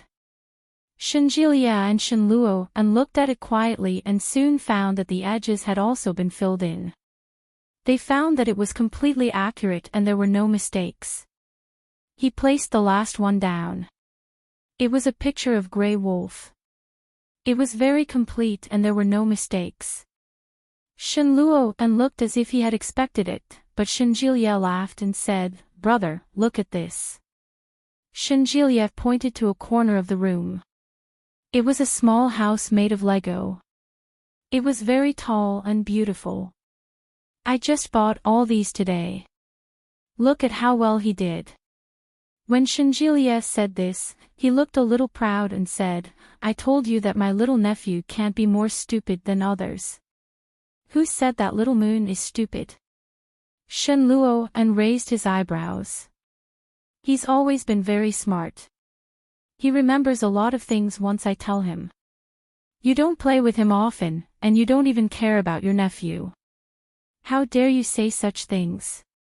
Shenjilie felt a little awkward. He coughed lightly and said, "I just realized that the children of other families are quite smart. Look at Ming's daughter. She's only 1 year younger than Little Moon, but she already knows how to go to the bathroom by herself. She's also very articulate and quick-witted. Girls speak faster and their brains develop faster, but that's all. Little Moon's IQ is much higher than his peers," Gu Nianchen said. "Yeah. My sister-in-law's son is pretty smart too. He's Li Jinnan's son." You speak very smoothly and your pronunciation is very accurate. Can he spin the Rubik's Cube?" "Ah. How would I know? Little Moon already knows how to do that. He can even assemble his own toys." Shenluo and seemed to be showing off. "This child takes after me. He doesn't like to talk, but his brain works faster than yours." Shenjilie asked, "Is there a personal attack?" Chapter 21:12. "Yes." Shenjilie was speechless. He looked at him and asked, "How are things between you and Sister Manting recently?" "Call me sister-in-law." Shenluo and looked at him and stood up. He said softly, "Come out with me for a while." Shenjilie noticed that Shenluo and's expression seemed to be more serious than before. Shenluo and quickly walked out of the door and into the courtyard. "Jilia." "Yes." "She seems to be growing up slowly. When she first woke up, she was 12 years old. Now she's grown up, but now she's becoming more and more independent." Shenluo and reached into his pocket and took out a pack of cigarettes. He took one out and put it in his mouth, but he didn't light it. He looked at him and said, "Moreover, she's been having more and more nightmares recently." "What kind of nightmares?" "She's dreaming of the past." Shenluo and looked at Shenjilie with a sad gaze. "She's dreaming of all kinds of things in the past. Last night, she seemed to have dreamed of the time you took her out to play. She was calling your name. Do you know what she said?" "What?" Shenjilie asked. "When I took her out to play." "Yes. She said, 'Jilia, don't burn it. You can't eat it later. It's all yours.'" Shenluo An's voice was a little low. He looked at Shenjilie and pursed his lips. "It happened that year. Do you remember? 3 or 4 years ago, when Yu was still at home." Shenluo and finally took out a lighter from his pocket. After lighting it, he said softly, "It happened so long ago, and it was such a trivial matter. How could she still remember it? I've forgotten it." Shenjilie was silent. He stared at Shenluo and found that there was a smile on his face. But in his eyes, there was a clear sense of loneliness and a touch of fear. It was hidden deep within and difficult to detect. Shenjilie sighed softly and considered his words before saying, "Brother." "Yes. Sister Manting has selective amnesia, and she's slowly recovering now. According to what you've described, she usually looks normal, but she dreams every night. Sooner or later, her memory will slowly recover in the form of dreams," Shenjilie said. She paused for a moment and looked at Shenluo, who was looking at her seriously. She said slowly, The reason why she still remembers that kind of thing is perhaps because it's a trivial matter to you, but to her, it's a very precious or very happy memory. That's why it appeared in her dreams. Shinjilia's words were very light. But every word was like a blunt knife, forcefully stabbing into his heart. Shinluo averted his eyes and looked at the lush roses in the courtyard. It was not the flowering season yet, but the branches and leaves were already very lush.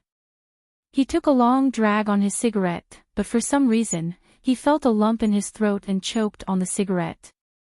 He couldn't help but start coughing violently. He choked hard and heavily, and his throat was in severe pain. Unknowingly, she choked on her tears. Perhaps it was because the smoke was too thick, and when it reached her eyes, it became even more uncontrollable. Shinjilia fell silent and looked at her quietly. After coughing for a long time, Shinluo wiped his eyes. His voice was terrifyingly hoarse as he asked, "Is there any way to keep Manting at this stage?" Chapter 21:13. Perhaps it was a selfish idea. But perhaps it was the best idea Shinluo could come up with. As long as she couldn't remember, as long as she retained her memories, then everyone could live happily ever after, couldn't they? When Shinjilia heard Shinluo's words, he turned to look at him and frowned. "Brother, are you crazy? This is very unfair to Sister Manting." When Shinluo heard this, he took another drag of his cigarette and exhaled. He turned to look at Shinjilia's face. Shinjilia frowned as if he couldn't understand him. He continued, "Manting's mental state is that of a 12-year-old. What you're doing is no different from child molestation or child abduction." Shinluo suddenly laughed. He looked at Shinjilia and said, "Manting is the mother of my child. I just want her to continue living happily." As he spoke, he looked at the lush foliage in front of him and said softly, "Moreover, how do you know if Manting is willing to regain her memories? Perhaps she prefers her current life, just like me." They spent every day carefree together. They laughed when they were happy and acted coquettishly when they were unhappy. They lived like a real married couple. Their recent life was the blissful life that he had always dreamed of. He believed that Manting felt the same way. Shinjilia didn't say anything. He looked at Shinluo and sighed deeply as if he had thought of something. Shinluo looked at Shinjilia and walked up to him. He gently patted him on the shoulder and said softly, "Forget it. Don't force yourself." When Shinluo finished speaking, he walked up the steps and turned to go back. "Brother," Shinjilia stopped him and said calmly, "why don't we think of a way to help Sister Manting regain her memories as soon as possible?"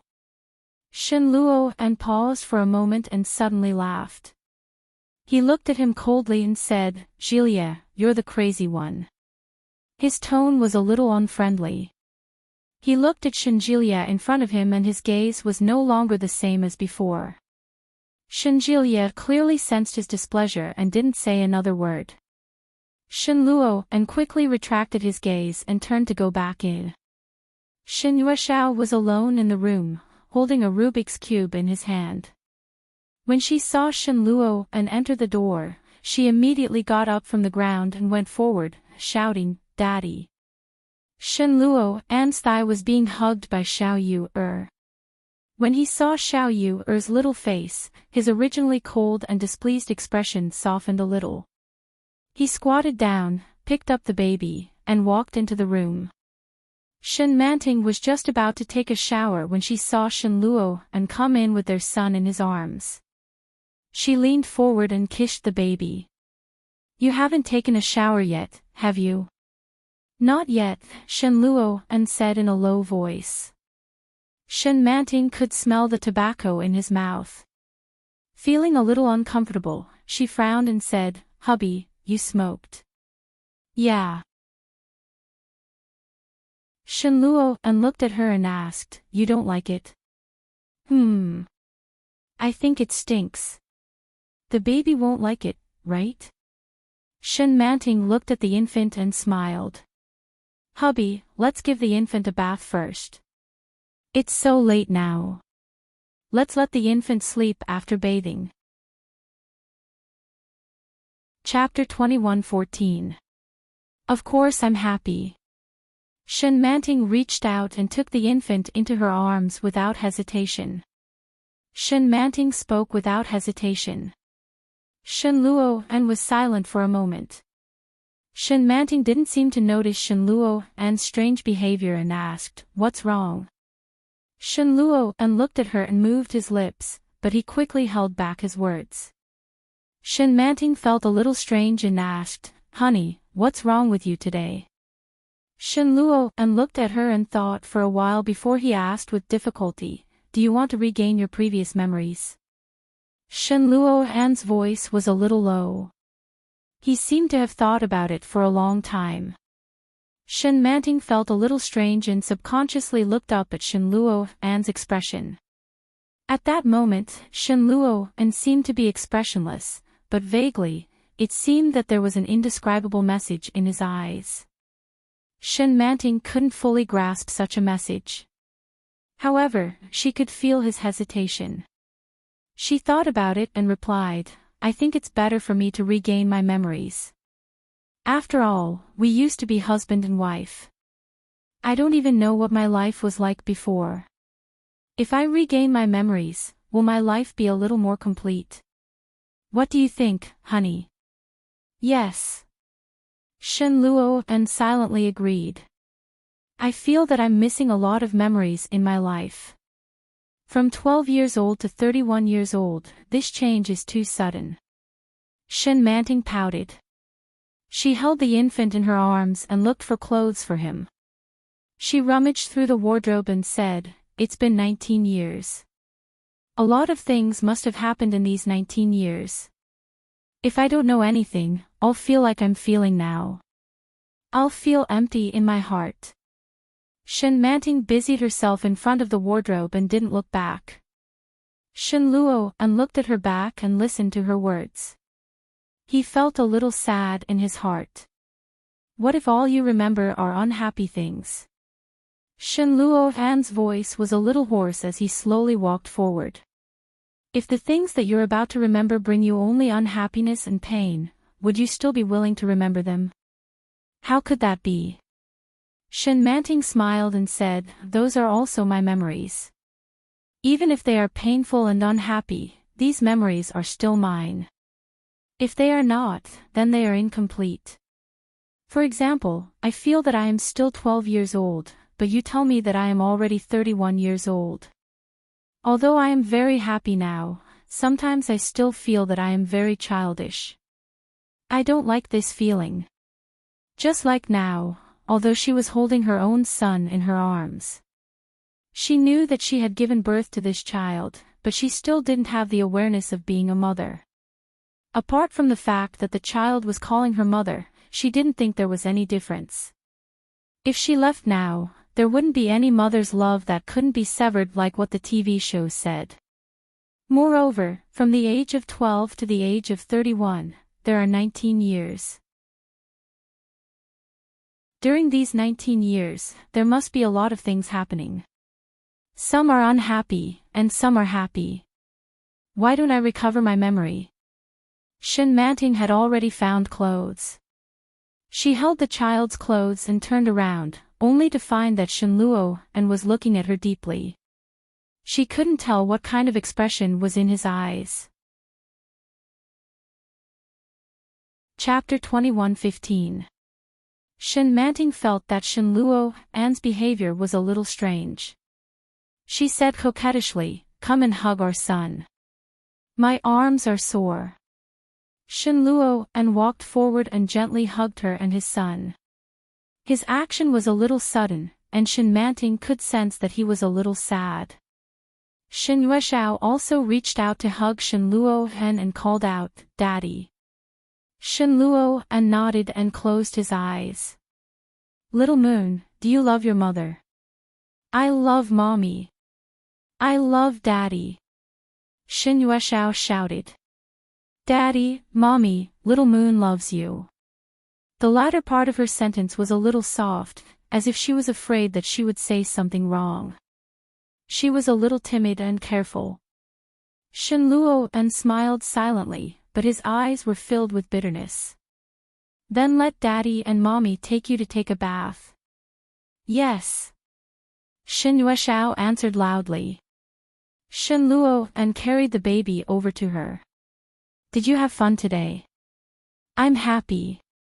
Shen Yueshao had a smile on his face. He looked at Shenluo and said, the wooden horse is fun. Then I'll take you there often. The night was deep. Shenluo lay on the bed, staring at the ceiling. Shen Manting was sleeping beside him. She gently leaned over and hugged him. Hubby, are you in a bad mood tonight? She asked softly. Every night, Shenluo would pester her, push her down, and then pin her under his body. What was going on today? Shen Manting could sense that he was feeling down, so she hugged him tighter. Shenluo pressed her hand down, turned around, and kissed her lightly on the lips. Do you like being with me? I like it. She leaned over and kissed him gently on the lips. Don't you like me anymore, hubby? Why would I? Shenluo's voice was low and hoarse. I like it very much. I've always liked it. Yes. Shen Manting replied. Her face was a little hot. Hubby, my waist is so sore. Can you massage it for me? Without waiting for Shenluo's reply, she reached out and pulled his hand to hers.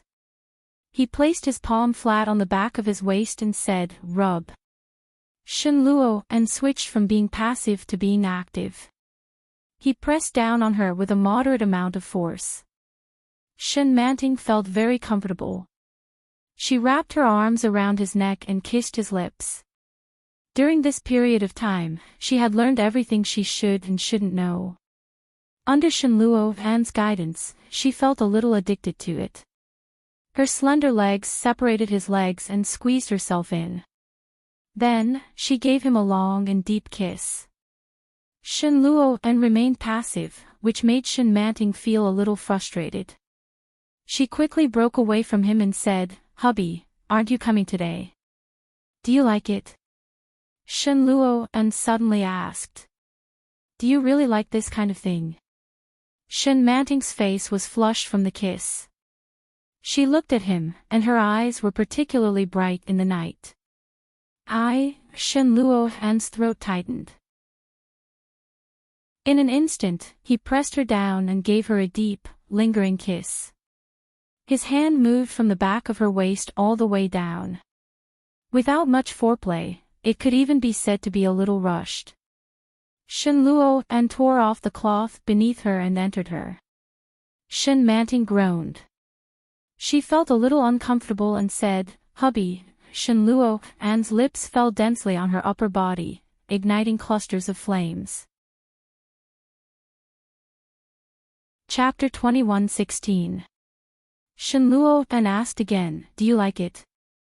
Shen Manting felt that Shenluo was a little strange today. It was not only because of what he said at night, but also because of his abnormal behavior tonight. Even if he did not always take the initiative to ask for it, he would never be in a completely passive state like today. Shen Manting panted slightly and did not speak when she heard this. Shenluo suddenly became heavy, and Shen Manting could not help but let out a moan. Manting.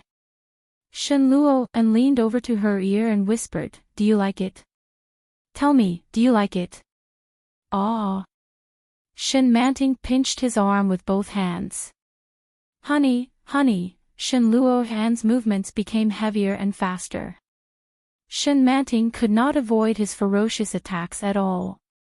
Finally, under his questioning, she finally gasped and said, I like it, what? Shenluo approached and said in a low voice, I didn't hear you clearly. I like it, so, like it, slow down. Shen Luo, and could not help but kiss her lips. In the last moment of madness, he reached the clouds with her. After it was over, Shen Luo and got up and reached for the bedside table to find a pack of cigarettes. Shen Manting was wrapped in the quilt. When she saw Shen Luo and pick up the pack of cigarettes, she asked, "Honey, are you smoking again? If you don't like it, I won't smoke." Shen Luo and took out a cigarette and put it in his mouth. Shen Manting looked at him with a pair of straight eyes and said softly, "I don't like it." Shen Luo and looked at her sideways. He did not light the cigarette. He just took 2 puffs of the cigarette and then took it away. "Is the smell very strong?" Shen Manting still looked at him and reached out to hold his hand. Shen Luo and followed her hand and pinched the cigarette. He broke it and threw it away. The dean used to have a father, but he smoked too much and his lungs were black. The hospital couldn't cure him, so he died. Shen Manting looked at him and said, "I think the dean's father died a little unjustly. He was quite a good man, but he died because of smoking. You should also stop smoking." Shen Luo and smiled and said, "I won't smoke to death." The dean's father said the same thing, but he still died in the end. Shen Manting looked at him. "Don't smoke anymore." As she spoke, she frowned and said, "Hubby, my waist is getting more and more sore. Help me massage it." Again. Shen Luo and raised his eyebrows and put the pack of cigarettes away. Then, he lay down and reached out to touch the back of her waist. "I don't want to come. I'm not feeling well today." Shen Manting was very honest. She frowned and then said, "Hubby, did I play too long today? The roller coaster was a little dangerous. Did I hurt my waist? Get up. Let me take a look." Shen Luo and lifted the blanket and asked her to turn away. Suddenly, Shen Manting exclaimed, "Aw! Hubby!" Shen Manting jumped up from the bed and stared in disbelief at the bed she had just been lying on. "Hubby, there's blood." Shen Luo and followed her gaze and saw a patch of dark red at first glance. Startled, she lifted the blanket. He discovered that it wasn't just a patch of red. There were also scattered patches of water stains mixed with red blood. It looked a little scary. "Hubby." Shen Manting covered her mouth with an obvious look of fear on her face. "What should I do? I'm bleeding. You poked me and I'm bleeding." Chapter 21:17. Shen Luo and was stunned at first, but when he heard Shen Manting's words, he laughed out loud. Shen Manting's little face was full of fear. Looking at Shen Luo, and who was laughing mercilessly in front of her, Shen Manting was annoyed. She pounced on him and shouted angrily, "Honey!" Shen Luo and couldn't help it. He held her with both hands and leaned back. However, this kind of laughter was getting louder and louder, and Shen Manting felt a little despised. Her cheeks were red from laughing, and she pressed her whole body on Shen Luo and said angrily, "Stop laughing. What are you laughing at?" Her eyes unconsciously turned red, and Shen Manting gritted her teeth angrily. She sat down heavily on his body and shouted, "Don't laugh anymore, don't laugh anymore." Her voice was anxious and annoyed, and there was a hint of anger. As she spoke, she clenched her hands into fists and hit him. Shen Luo and caught her hands and wiped the tears from the corners of his eyes. Then he said, "You," when he was about to speak, his eyes saw the appearance of Shen Manting in front of him. He suddenly couldn't help laughing out loud. Shen Manting was about to cry. Seeing Shen Luo and like this, she was extremely angry and pouted with red eyes. "Stop laughing, okay, Shen Luo and immediately became serious and held her. "I won't laugh anymore." Shen Manting looked at him and pouted. "What should I do?" You poked me and made me bleed. Now I feel pain in my stomach and it's still bleeding. What should I do? Shenluo and finally stopped laughing, but he suddenly couldn't help laughing again. But when he saw Enchanting was about to cry, he immediately restrained the smile on his face and said, "It's okay, it's okay. It's okay."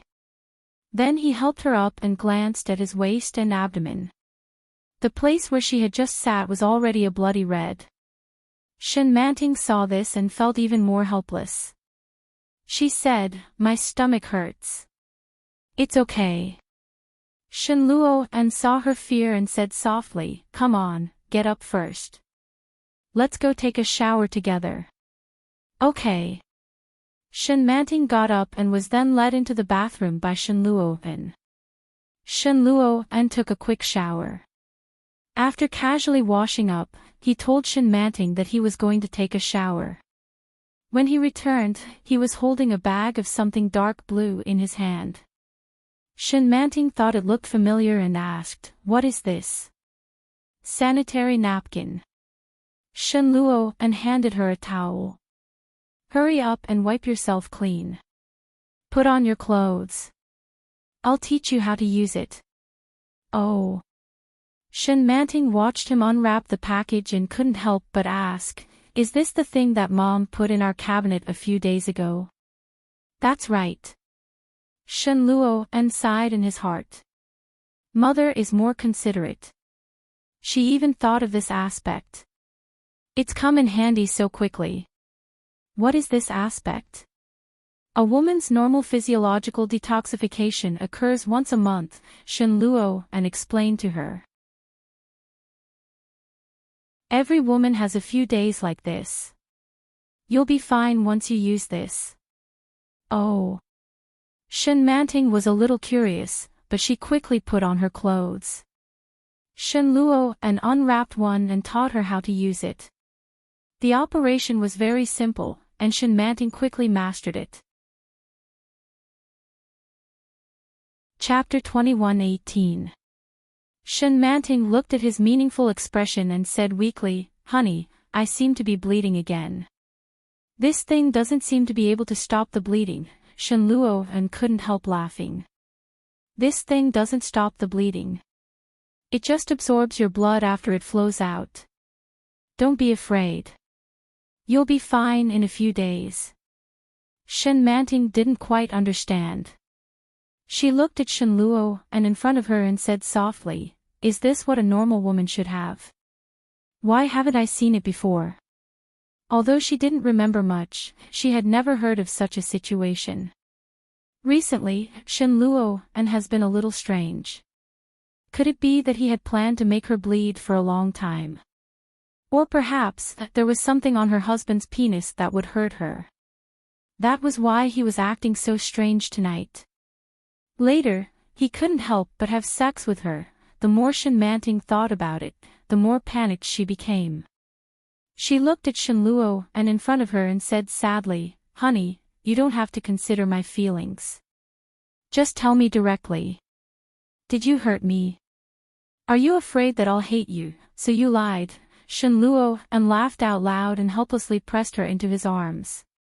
He whispered, "No, what I said is true. Don't be afraid. There's nothing to be afraid of." Enchanting looked at him and mumbled, "Why don't I believe you? It's true." Shenluo and pulled her out.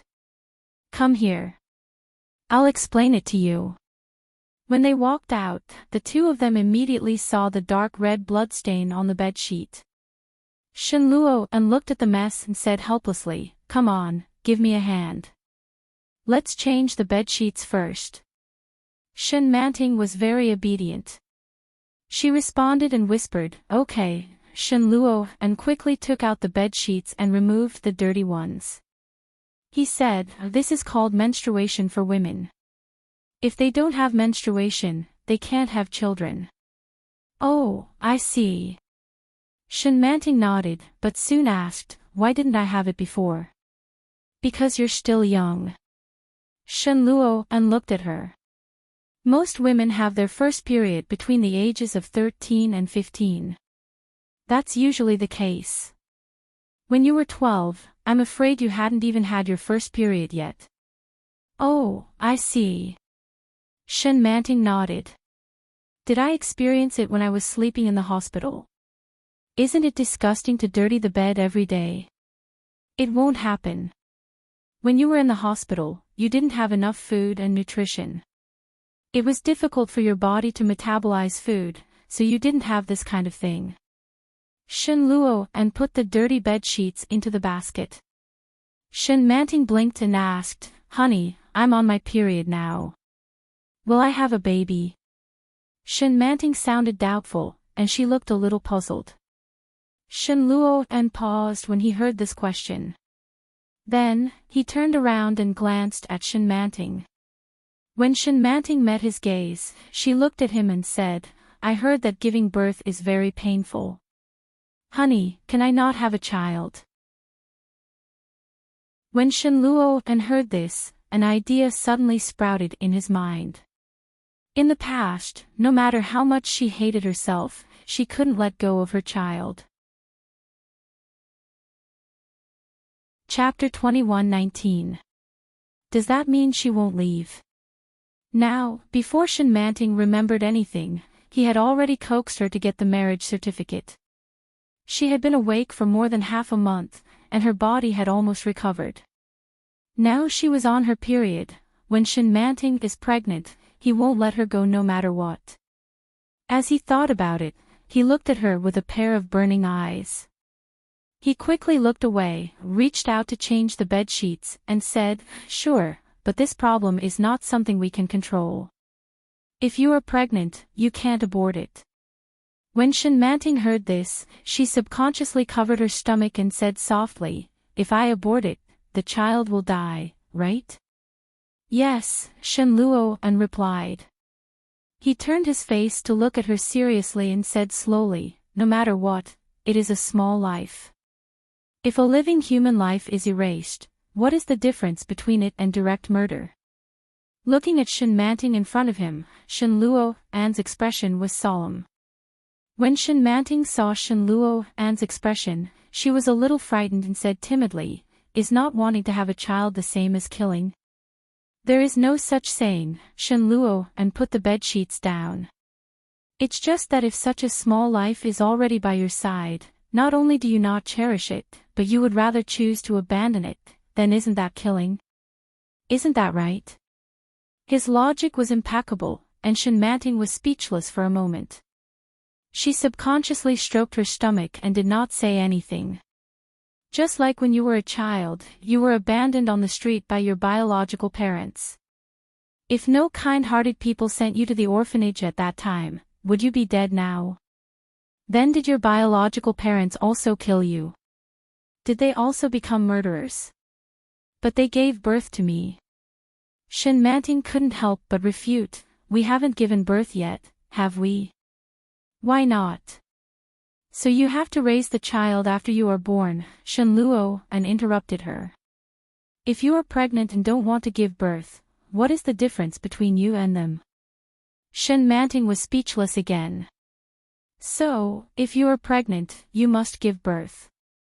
Shenluo looked at her with a serious expression. "Giving birth isn't as painful as you think. You've already given birth once. Don't be afraid." This time, he would be by her side, accompanying her from start to finish, taking care of her. When Enchanting saw the look of anticipation on Shenluo's face, her unwavering heart suddenly wavered. Facing his threatening gaze, she shrunk her neck and said softly, "Then, if I'm pregnant, I'll give birth. If I'm not, I won't give birth." A smile finally appeared on Shenluo's face. He smiled and gently pulled her closer to him. He planted a kiss on her forehead and said softly, "Okay." When Enchanting saw the happy expression on Shenluo's face, she felt as if she was a lamb in a tiger's den. He couldn't help but retort, "If I'm not pregnant, you can't use despicable means to make me pregnant." His little face puffed up, full of warning. Shenluo froze, but he didn't say anything. He hugged her and planted a kiss on her lips. Enchanting vaguely guessed something and felt inexplicably unhappy. Chapter 21:20. She was throwing a tantrum. Enchanting looked at her back and didn't care. He turned around and continued to change the bed sheets. It was always a little difficult to be alone. Enchanting was sitting by the side playing with the computer. When she saw that Enchanting had finished changing all the bed sheets, she slowly came over with the computer and lay down beside him. Enchanting liked watching movies more and more. Ever since Enchanting took her to watch Gone with the Wind. Today, they were watching Inception, starring Leonardo DiCaprio. Enchanting glanced at the computer. It was a little late. Aren't you going to sleep? Enchanting pretended not to hear him and stared at the computer. Enchanting smiled and quickly lay down and closed his eyes. However, Enchanting was watching a movie, so it was impossible for Enchanting to fall asleep. In his mind, he had already unknowingly conceived a plan for the future. After Enchanting was pregnant, he would put aside the matter of the laboratory and leave everything to Lao Wu. He only needed to go back occasionally and spend the rest of the time with her. In the past 2 years, Enchanting had been in a coma, which was enough for him to worry about. Next, he would have a good rest for a year. When Enchanting gave birth to the child, he would go back to the laboratory. If Enchanting didn't regain her memory, of course, everything would be fine. If she recovered her memories during this period of time, then, she would probably hate him a little less on account of how diligent he was and how serious he was. Moreover, he took good care of Xiao Yu. Would that be enough to offset Enchanting's resentment towards him when she grew up? Enchanting closed his eyes and lay in bed. His mind was racing. Enchanting didn't know how much time had passed before she finally covered the laptop and put it aside. Then, she carefully lay down. After lying down, Enchanting reached out and hugged her. Enchanting was obviously shocked, and her whole body trembled. But she quickly reacted and elbowed Enchanting. She said coquettishly, "You're so annoying. You're pretending to be asleep when you're not." "I'm not," Enchanting smiled. "You just thought I was asleep. When did I tell you that I was asleep?" Enchanting was a little unhappy and said, "You're twisting words and forcing logic." Enchanting hugged her and whispered, "Let's sleep." The heating in the imperial capital had been turned off, and the weather was a little cold. At that moment, Enchanting's arms were indescribably warm. Enchanting leaned over and hugged him tightly. She closed her eyes. She was angry just now, but in fact, she was already very sleepy and soon fell asleep. However, just like in the past, he still had a series of nightmares. She dreamt that she was standing in the middle of a bustling wedding. Luxury cars were coming and going, and the beautiful bride was holding the hand of the handsome groom. Surrounded by the crowd, they walked out step by step. She watched from afar, watching their backs disappear into the luxurious villa, and then slowly retreated. She didn't know why, even though she was just a bystander, at this moment, she couldn't help but feel pain in her heart. It was as if this had happened to him before. He slowly retreated, and soon, he was out of everyone's sight. Chapter 21:21. Goodbye, Enchanting. Her voice was filled with indescribable indifference and hatred that he had been familiar with for a long, long time. The low voice was particularly ear-piercing in the night. Enchanting was awakened from his sleep and turned his head to look at Enchanting. Enchanting was very quiet, as if what he had just heard was just an illusion. He gently hugged Enchanting beside him, his heart beating heavily. But his heart was getting emptier. Enchanting seemed to feel Enchanting's touch and embrace and consciously leaned into his arms. Shenluo and held her in his arms and pinched the soft flesh on her waist that had grown in the past half a month. He couldn't help but call out softly, "Manting." His voice was very soft and slightly trembling. Shen Manting seemed to have heard Shenluo Han's voice and seemed to have dreamed of something happy. She snuggled into his arms and smiled with an indescribable emotion. Shenluo Han had been paying attention to her expression, but under such weak light, he couldn't see it clearly. But Shen Manting was indeed smiling. Shenluo Han couldn't help but call out softly again, "Manting." Shen Manting didn't respond this time and just breathed evenly. But Shenluo Han couldn't fall asleep. He didn't know how long he had been awake, but Shen Manting suddenly moved. Shenluo Han clearly felt it and looked down. Soon, Shen Manting moved again and said dreamily, "Shenluo Han, Shenluo Han." Shenluo Han's body suddenly stiffened. Although her voice was soft, the indifference in it was still real, and Shenluo Han could hear it clearly. This soft call seemed to be just a temporary nightmare. Soon, Shen Manting calmed down. He subconsciously hugged her tightly, and his heart was in a mess. After a long time, Shen Manting sobbed again. "No. I beg you." Shenluo Han was on the verge of breaking down. He hugged her tightly in his arms and couldn't hold himself back any longer. His breathing became heavy and he called out softly, "Manting, Manting, wake up. Don't continue. Wake up, wake up." His voice was choked with sobs, filled with panic and guilt. Shenluo Han admitted that he was selfish. He never wanted Shen Manting to regain her memory. From the moment he knew that she was no longer Shen Manting, he had already made up his mind to keep her by his side. Now, she could dream more and more of the past, and she was getting closer and closer to regaining her memory. Absolutely not. Shenluo Han's excessive action woke Shen Manting up. When she opened her eyes, her face seemed to be a little wet, especially her eyes. Her vision was obscured by tears. Shen Manting looked at him blankly and called, "Luos." Shen Manting was a little confused. She looked at him and shouted, "Hubby." Manting was a Shen. Shenluo Han calmed down when he heard the familiar voice. Lowering his eyes, he looked into her clear eyes and couldn't help but hug her tightly.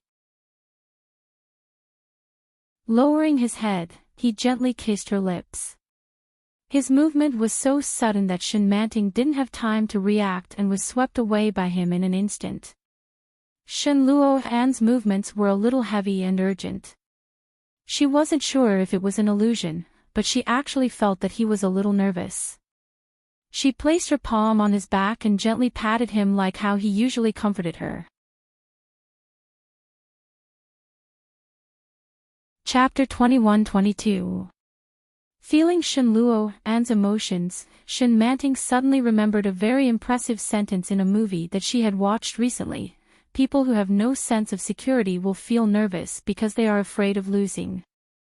For some reason, this sentence automatically came to Shen Manting's mind. Shenluo Han noticed Shen Manting's movements, and inexplicably felt more at ease, and his movements unconsciously became much gentler. The kiss didn't last long, and soon Shenluo Han let go of Shen Manting. Shen Manting opened her eyes and looked at him, and asked softly, "Honey, did you have a nightmare?" Her soft voice was particularly seductive in this night. Her tone was completely different from the indifference and alienation she had when she was sleeping. This Shen Manting was even more pleasing to him. Shenluo Han gently hugged her and whispered, "I dreamed that you were going to leave me, just like 2 or 3 years ago." When Shen Manting heard this, she immediately pushed him away and said, "Honey, how can you curse your own wife like this?" His own wife. Shenluo Han couldn't help but smile, and the anxiety in his heart dissipated in an instant. "Didn't I have a car accident 2 or 3 years ago?" Shen Manting rebuked, "I won't. Don't curse me, or I'll be hit by a car again, and you'll lose your wife again." Shenluo Han smiled, held her in his arms, and whispered, "Yes, I won't. But, honey, I also had a nightmare." Enchanting hooked his shoulder and pouted, "I dreamed that I gave birth to a child, and you weren't by my side. I was alone in the hospital, and I was so scared. Then I stayed in the hospital alone, and I didn't have food to eat. I was so hungry, and then I bought the same food as others, but I couldn't eat because I gave birth to a child." As she spoke, Enchanting's voice gradually became softer, with a little sadness. "I feel so pitiful, so sad, and my heart hurts, as if it really happened." Enchanting hugged Shenluo and tighter, and her heart ached, and she whispered softly, "But these dreams are fake, right? These things didn't happen at all, and they're not real.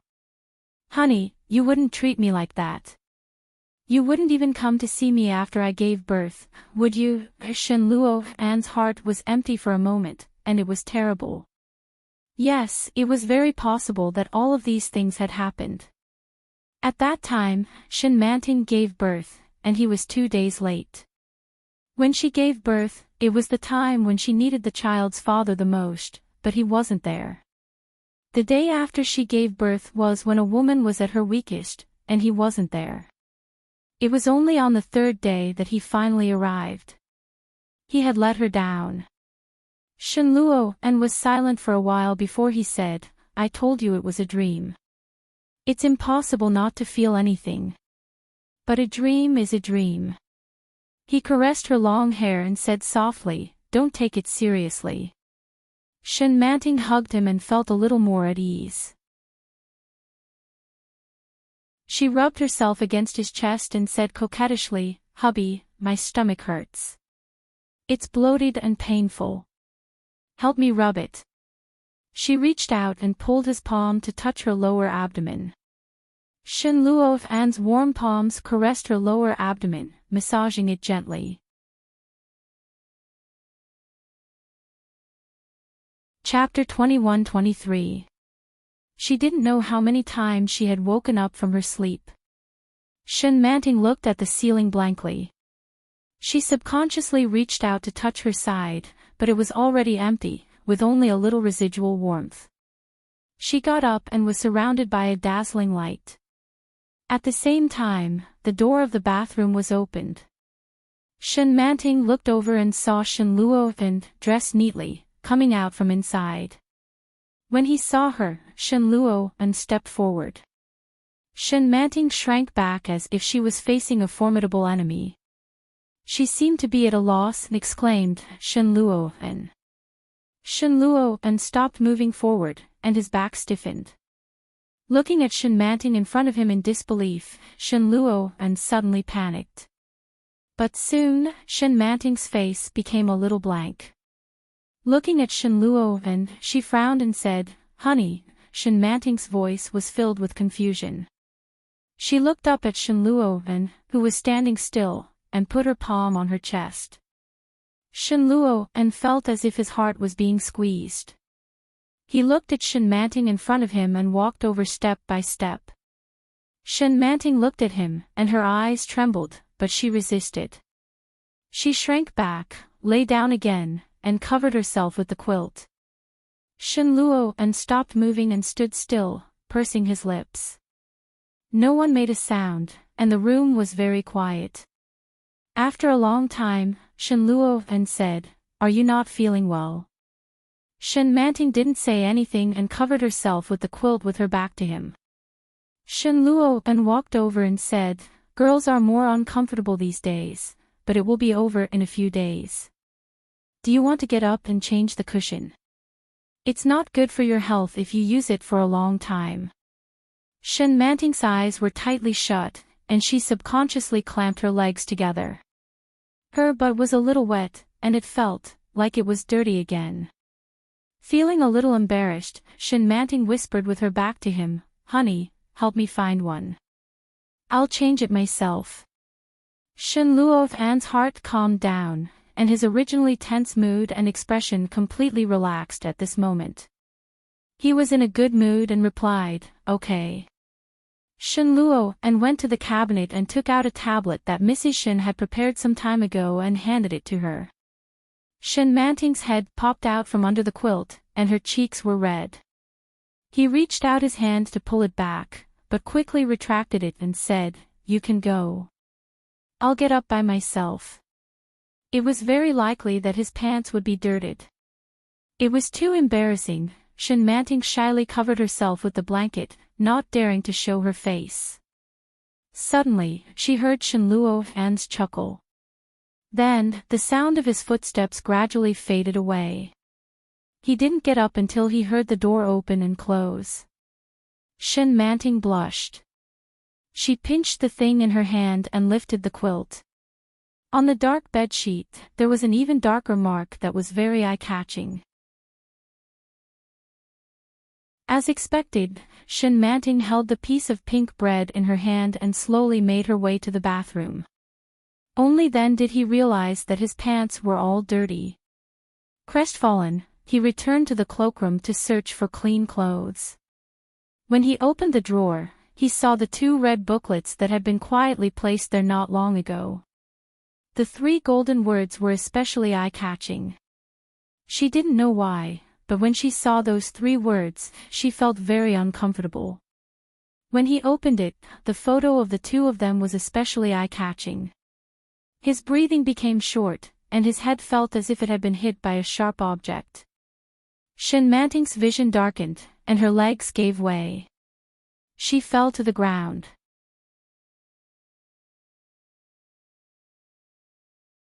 Chapter 21-24. The whole world was shaking, and everything familiar around her seemed to be far away. It was so familiar that it was no longer familiar. She fell limply, unable to muster up any strength. Shen Luo closed the door behind him, but he didn't leave. He leaned against the door, panicking for no reason. A voice in his heart strongly reminded him that she was about to wake up. He had this feeling before. But it had never been as strong as it was now. His heart was beating strongly. Quickly, with panic and guilt. Shen Luo hesitated for a moment, then opened the door again. However, he heard heavy breathing coming from the cloakroom. His heart skipped a beat, and he strode forward. Shen Manting was lying on the ground, her eyes half closed, and she looked over with difficulty. Her eyes were filled with all kinds of emotions. For Shen Luo, each of them carried a heavy and fatal destructive force. Subconsciously holding his breath, Shen Luo felt that something was quickly withdrawing from him. Shen Manting looked at him and seemed to twitch her lips. At the same time, a drop of water fell from the corner of her eye. The next moment, Shen Manting weakly lowered her head and closed her eyes. Manting. Shen Luo felt terribly empty, and he picked her up. At this moment, Shen Manting's face was pale, and she leaned against him weakly. She had already lost consciousness. Shen Luo looked at her, and his heart trembled. He panicked and lost. The smell of disinfectant was very unpleasant. Shen Manting opened her eyes, and there was a burst of pain in her lower abdomen. She stared at the white ceiling above her head, and after a long time, she looked away. She sat up, and it was quiet all around. The lights in the ward were not on, and the windows were open. The wind was a little strong, and the curtains were rolled up high, fluttering. At the same time, there was a faint smell of tobacco. Shen Manting looked sideways, and saw a figure standing by the window, both elbows leaning on the windowsill, holding a cigarette between his fingers. It's him. Shen Manting smiled silently, and raised her hand to touch the top of her left fifth rib. Here, his heart was beating faster and faster. This was the feeling of being alive. She was still alive. Still alive, Shen Luo put out the cigarette, turned around, and looked at her. At this moment, Shen Manting's eyes were clear and her mind was clear. A pair of eyes looked at him indifferently and calmly. The corners of her pale lips curled up slightly. She seemed to be mocking him, but at the same time, it also seemed to be a greeting between old friends. She said, "Shenluo," and Shenluo, and felt a lump in his throat, and an indescribable sense of suffocation welled up from the bottom of his heart. His body tensed up, and he slowly walked forward. Enchanting looked at him. She was surprisingly calm. She watched helplessly as Shenluo and walked up to her and smiled. His smile was filled with a gentleness she had never seen before. It was as if he was facing another person. Or perhaps, he was facing another Enchanting. "You're awake." Shenluo's voice was soft and gentle. He reached out and was about to touch her forehead. Enchanting narrowed her eyes and raised her hand to slap him away. Shenluo then paused for a moment, then calmly retracted his hand. The smile on his face didn't change. He walked to the bedside table and said, "Mom just stewed some soup. It took a long time. Drink it quickly and you'll be discharged. Your son is waiting for Mom and Dad to come home." However, Enchanting looked at him expressionlessly. Looking at the gentle smile on his face, she felt extremely sarcastic in her heart. The corner of Enchanting's mouth twitched coldly, and she said slowly, "Is it interesting?"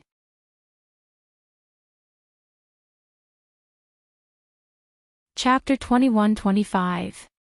The thermos rolled on the ground twice, but it was safe and sound. However, Shenluo remained motionless, as if he had been struck by lightning. With his back facing her, an indescribable bitterness welled up in him. It broke through his throat, broke through his shackles, and overflowed into his eyes. In the end, it had come. What he feared and worried about still couldn't escape. Enchanting looked at his back coldly and asked, "How long was I lying there?" Shenluo suppressed his surging emotions and kept his back facing her. He bent down to pick up the thermos and wiped it with 2 tissues before saying, "A day, about 12 hours. Enchanting was stunned and sneered, "Do you think I'm an idiot? If it's 12 hours, it should be dawn by now. Moreover, I was hit by a car." But there was no pain on her body. It was strange. She clearly felt that she was in so much pain that she was about to die. The sound of bones breaking seemed to still be ringing in her body. But now her limbs were fine, and she didn't feel any pain at all. Except for her stomach. There was a familiar pain in her lower abdomen. It must be her period. When the car accident happened, she had just finished her period, and it happened in the middle of the night. If it had been 12 hours, it should be past 10 o'clock in the morning. Without a doubt, Shenluo was lying to her. He had put in a lot of effort to escape the blame for the car accident. He had to make soup and smile. It was hard on him. Enchanting only felt sarcastic, but she didn't realize that Shenluo was once again frozen in place. With his back facing her, Shenluo had a crazy thought. She seemed to have forgotten everything that had happened during this period of time, including marrying him, and those days and nights of indulgence. "Wait, I'll ask Julia to come." Shenluo put the thermos back on the bedside table and walked out without looking back. After closing the door, Shenluo called Julia with trembling hands. The call was quickly connected, and Julia's voice came through. "Brother. Julia, Manting is awake." But Julia looked at Enchanting in front of him and asked again, "Do you remember the date of the car accident?" "I don't remember." "How long do you think you slept?" "Not long, it feels like less than a day." "Yeah." Julia nodded. "Do you still remember me?" "What do you think?" she asked. Julia chuckled and opened his arms to her. "Sister Manting, welcome back."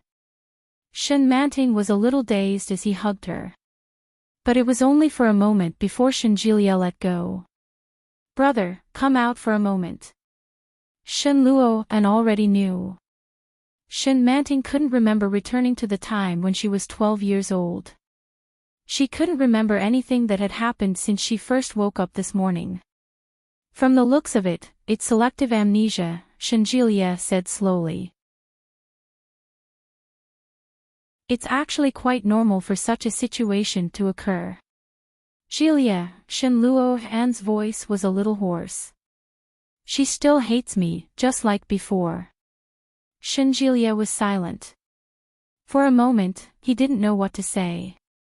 He patted him on the shoulder and said, "Take it slow. You can't rush things." Shen Luo and remained silent. Shenjilia looked at him for a long time before whispering, "I think you should be glad that she can't remember." Chapter 21-26. Shen Luo and fell silent again. Shenjilia felt sympathy for him. He patted him on the shoulder and said, "Sister Manting just said that she wants to be discharged." Yes. The entire journey back home was silent. Shen Manting went straight to her nanny's room. The nanny's room was very, very small. After 2 years of accumulation, it had become a storeroom. At this moment, it was filled with things. The things that he had used in the past, old and new, were all gone. Her phone was nowhere to be found. Shen Manting was silent for a long time before she sighed heavily.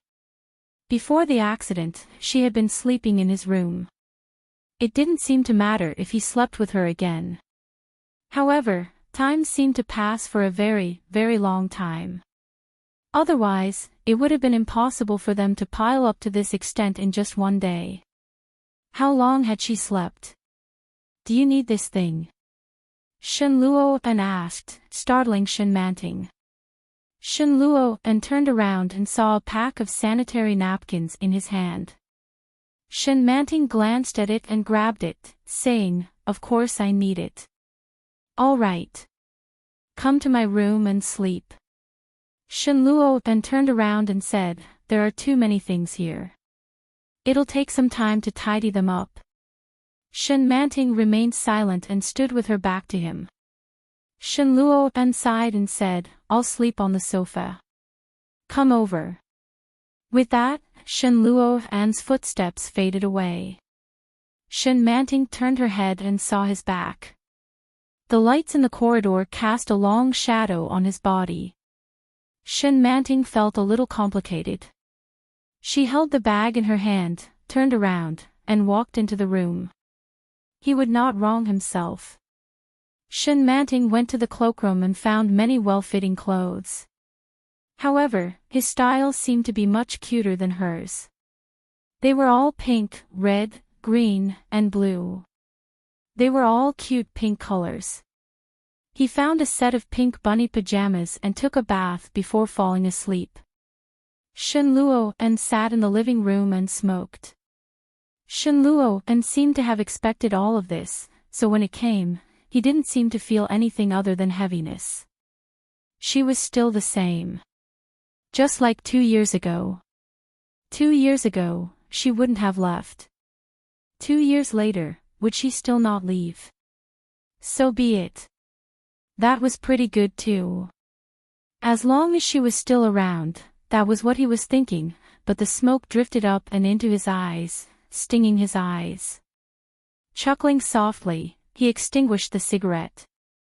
However, it was so uncomfortable that it was almost suffocating. He lay down and covered himself with a thin blanket. He closed his eyes, but his consciousness was clear. After an unknown period of time, he suddenly heard a cry. The sound of a woman crying. Shen Luo and opened his eyes abruptly. Before he could react, he heard the sound of the door opening and the crying suddenly became louder. He sat up and looked into the distance. It was Shen Manting. When Shen Manting saw him, she sniffed hard and rushed over to him, shouting, "Hubby!" Shen Luo and was stunned. Before he could react, he was hugged by her soft body. Enchanting cried loudly and hugged his neck tightly. She sobbed and shouted, "Honey, I just had a nightmare. I was scared to death," sobbed Shenluo and couldn't react at all. He subconsciously raised his hands to hug her, but he didn't dare to raise them. For a moment, they were frozen in midair. The commotion outside had also awakened the others. Shenjilie came out of the room and turned on the lights. Shenluo and subconsciously narrowed his eyes and looked over. Chapter 21-27. Enchanting also looked over and saw that it was Shenjilie. She wiped her eyes and wanted to stop. However, she still couldn't control herself and burst into tears. Shenjilie looked at Enchanting and then at Shenluo and he saw that Shenluo and was also at a loss. Shenluo and turned around and patted her back gently. He said slowly, "Good girl, don't cry." Enchanting's crying stopped a little. She sat in Shenluo An's arms and sobbed, "Hubby," sobbed Shenluo and looked at her in silence. He looked at her and found that at this moment, her eyes were clear and clouded with a layer of mist. She was looking at him with a wronged expression. She was like a child who got up in the middle of the night and couldn't find her parents. She was at a loss and helpless. Shenjilie saw it clearly and called out, "Sister-in-law." Enchanting looked over and wiped her eyes while sobbing. Shenluo and gave her a tissue. His emotions were very complicated. Enchanting took it and wiped her tears and blew her nose. She said pitifully, "Did I wake you up? Go to sleep. I just had a nightmare." "Okay," Shenjilie replied, but he didn't leave. Instead, he stepped forward and asked, "What did you dream about?" Shenjilie wasn't the only one who was curious about this question. Even Shenluo and turned his head away. Enchanting sobbed and said, "I dreamed that I chased my husband away." As she spoke, she trembled as she cried, and her tears once again poured down. "But my heart, it hurts so much. I don't want to drive my husband away, but I can't control myself. I feel so sad." His voice was intermittent, and he sounded like he was about to cry. Shenluo and was silent and gently patted her back. She looked up at Shenjilie and found that his face was solemn. "What's wrong?" Yi Qianqian's voice came over. Yi Qianqian walked over in her nightgown. When she saw Enchanting sobbing, she touched Shenjilie and asked, "Did you quarrel?" "It's okay." Shenjilie squeezed Yi Qianqian's hand and looked at Shenluo. He said meaningfully, "Brother, take sister-in-law in first." "Yes," Shenluo replied. He got up and gently pulled her along. "Let's go in first." Enchanting was sobbing obediently. As soon as she entered the room, she hugged his neck tightly and whispered, "Hubby, do you love me?" Shenluo was about to be pulled up. He pulled her into his embrace and sighed softly, "Love, of course I love you. Then can you promise me one thing?" Enchanting looked up at him with an aggrieved expression. "If I chase you away in the future, it will definitely be fake. I don't want to chase you away. If I'm not dreaming, I'll really chase you away. Don't go. I don't want you to go. Don't go." Shenluo's heart softened. He couldn't help but lower his head and kiss her. His palm brushed through her hair and he whispered, "What if you're serious about chasing me away?" "That's impossible," Enchanting said with a serious expression. "That's not me. Hubby, don't go. What if I take it seriously?" Shenluo's voice was as light as a feather and ethereal. Enchanting choked on her words and stared at him blankly. After a long time, she said, "Then, when I wake up from my dream, I'll go after you." Yi Qianqian felt that something was wrong. Why was Shenmanting crying in the living room all of a sudden? She nudged Shenjilia and said, "Old Shen, Big Brother's temper is terrible. Did he get angry at Manting?"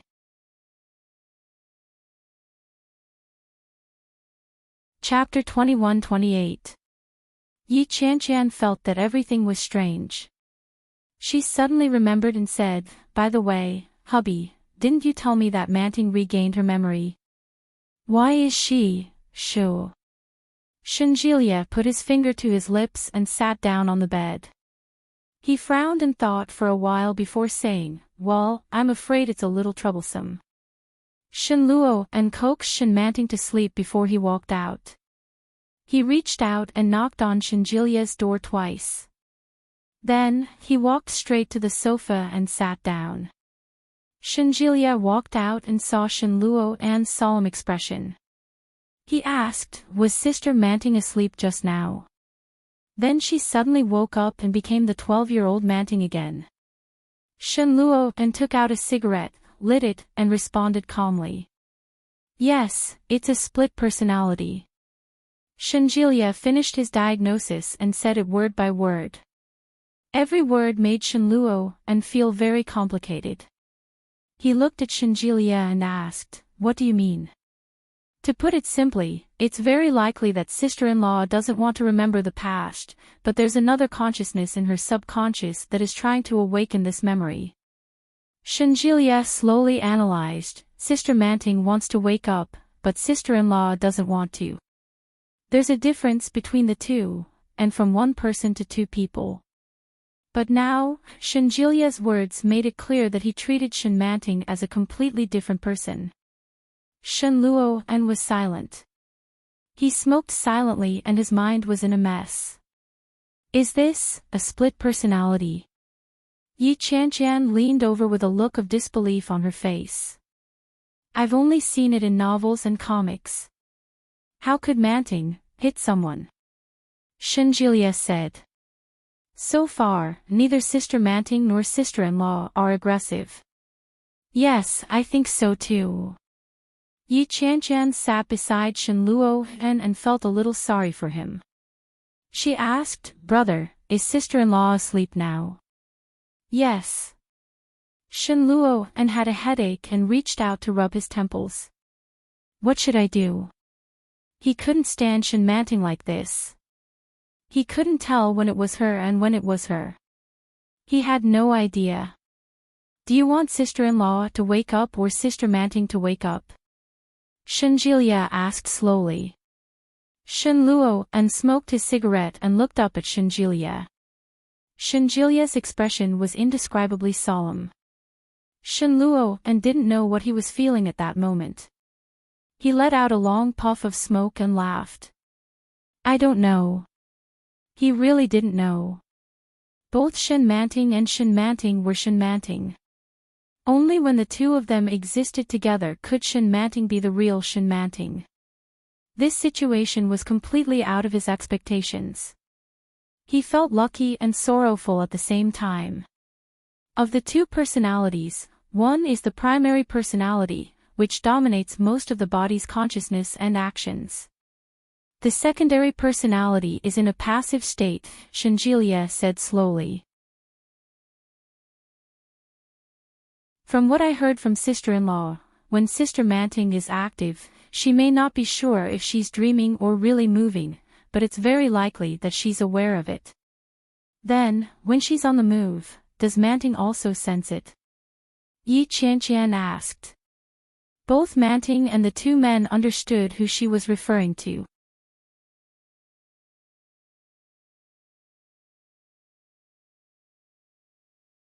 Chapter 21-29. When Shenmanting woke up, she was surrounded by light. She got up and went to the bathroom. At a glance, she saw the toiletries by the sink. They were very familiar. There was a pink toothbrush, a pink cup, and a cute strawberry-flavored toothpaste. It was so childish. Shenmanting picked them up naturally and brushed her teeth. After washing her face carefully, she naturally went to the cloakroom and found a dress to change into. She walked to the door in a good mood. When she reached out to open the door, she suddenly stopped. All of this seemed so familiar that she didn't need anyone's guidance. Enchanting froze and stopped moving. She turned her head and looked at the huge suite behind her.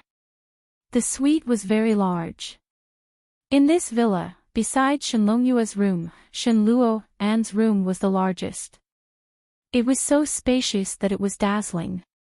Every decoration and every piece of furniture was familiar to her. It was obviously completely different from before the car accident. Shenluo An was more solemn and had a cold temper. He liked cool colors. But there were a lot of pink and green things in this room. Were they the children's? No, it shouldn't be.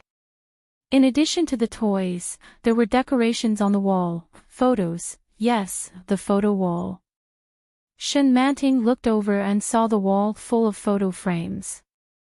She hadn't noticed before. These things were very natural. It was as if they had always been there. And Enchanting remembered that Shenluo An never liked to do these things. Enchanting walked over and was slightly taken aback. Everything was too familiar. Pictures after pictures, faces after faces. There was him and her. In one of them, she and Shenluo An were holding a fair and tender child who looked 1 or 2 years old, smiling brightly. And Shenluo An was looking at her with a smile, his eyes deep and gentle. Enchanting felt that something was wrong. The woman in the photo was too thin. Thinner than she was at her thinnest. Was it her? The child they were holding, the features were very similar to Shenluo An's. Was it her son? Enchanting suddenly became enlightened. She looked at the child in the photo and suddenly seemed to understand. The child was her and Shenluo An's child. Before the car accident, the child was only a few months old, but now looking at the photo, he was at least 1 or 2 years old. She really slept for a long time. At least a year. But when he looked at himself in the photo, he had a heavy feeling of doubt. She had just woken up. Why was she taking photos with Shenluo An? She stood beside Shenluo An with the baby in her arms and a bright smile on her face. It was as if she was truly happy. She stood beside Shenluo An without any ill feelings. His demeanor made Enchanting a little uncomfortable. This wasn't her. It couldn't be her. However, she knew better than anyone that this was her. This was Enchanting. Even the small mole under the earlobe was exactly the same. This was something that no substitute could replicate. But, how could that be possible? Enchanting subconsciously took a step back in disbelief. Knock, knock. There was a careful knock on the door. Enchanting turned her head, and soon, she saw that the door had been opened. Shenluo An walked in, looking exhausted. He was still wearing yesterday's clothes. When he saw Enchanting's dazed expression, he knew who she was.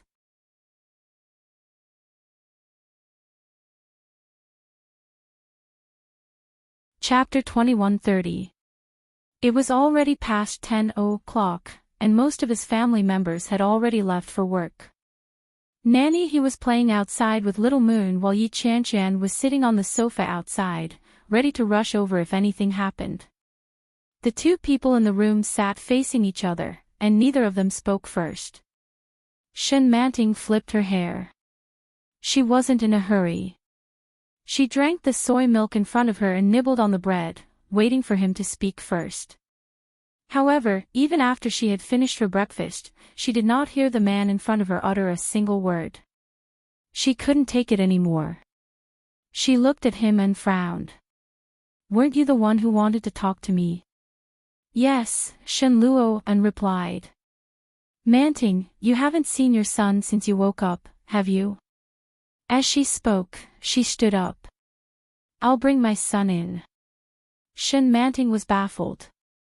She frowned and shouted, Shen Luo, what the hell are you doing? Shen Luo quickly opened the door and walked out. When Yi Qianqian heard the commotion, she immediately craned her neck to take a look. Shen Luo ignored her and quickly walked over to his son. He said, Baby, do you miss your mother? Little Moon was playing with his building blocks. When he heard this, he immediately stood up and nodded. Yes. Shen Luo picked up the baby and quickly returned to the room. The moment he stepped into the room, Yi Qianqian looked at him again. He closed the door and quickly turned around with his son in his arms. Mom! Little Moon shouted happily. He opened his arms and gestured in Shen Manting's direction. Little Moon missed you. Shen Manting stared blankly at the child in front of her. She still couldn't wrap her head around what was happening. This was her son. Shen Luo walked over with Shen Yuexiao in his arms and handed the baby to her. Shen Manting hugged him in a daze, and the little boy immediately took the initiative to hug her. He kissed her on the lips and said, Mommy, kiss me. Although the little guy said that, his body was not honest at all.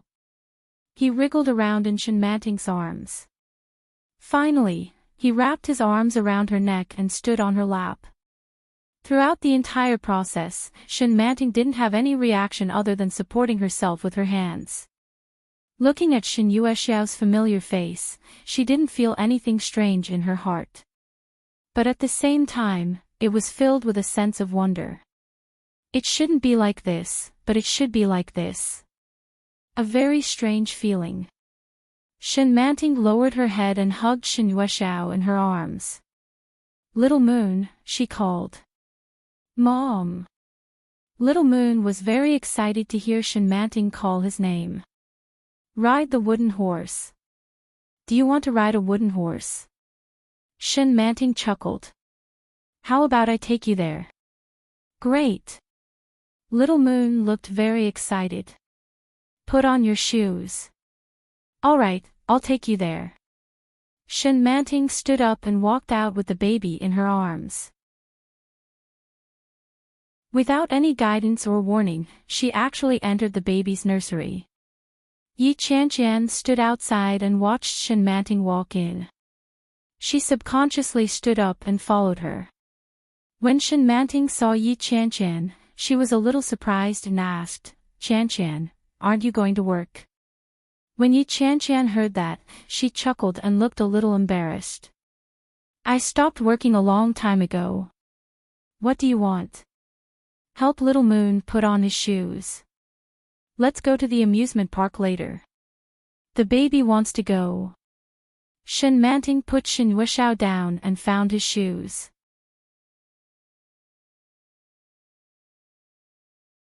Chapter 2131. However, it turned out that schizophrenia was no different from an ordinary person. After Shen Manting helped Shen Yuexiao put on his shoes, she stood up and looked at Yi Qianqian. Do you want to go with me? Let's go together. And, let's ride the wooden horse. Shen Yuexiao looked at Yi Qianqian and extended his hand with the most sincere smile. Let's play together. Yi Qianqian looked at him and asked cautiously, Big brother, are you not going? Sure enough, as soon as she said that, she found that Shen Manting's expression did not look good. He coughed lightly and said, I just think that if we go out to play, it'll be more fun for a family of 3, right? Besides, sister-in-law, your health hasn't recovered yet. It's more appropriate for a man to take care of you. Forget it. Shen Manting did not give her any face at all. Shen Luo has to go to the laboratory now. He's very busy. Yi Qianqian felt that she had said the wrong thing.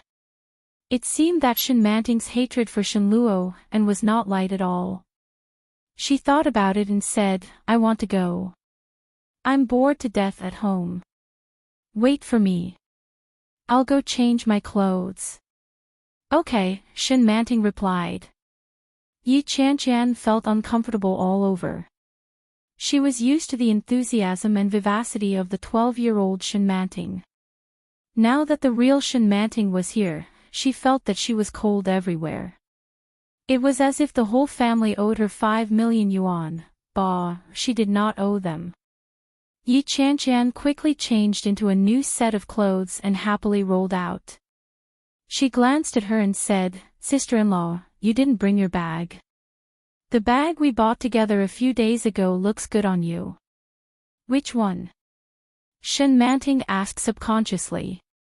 Yi Qianqian noticed that she called her sister-in-law, but she did not seem to notice. She answered every time she called her sister-in-law, and her answers were very smooth. Her heart was slightly moved, but she did not show it on her face. She said, "The pink one with a lump of hair hanging on it." "The pink one with hair hanging on it." The image of the bag immediately appeared in Enchanting's mind.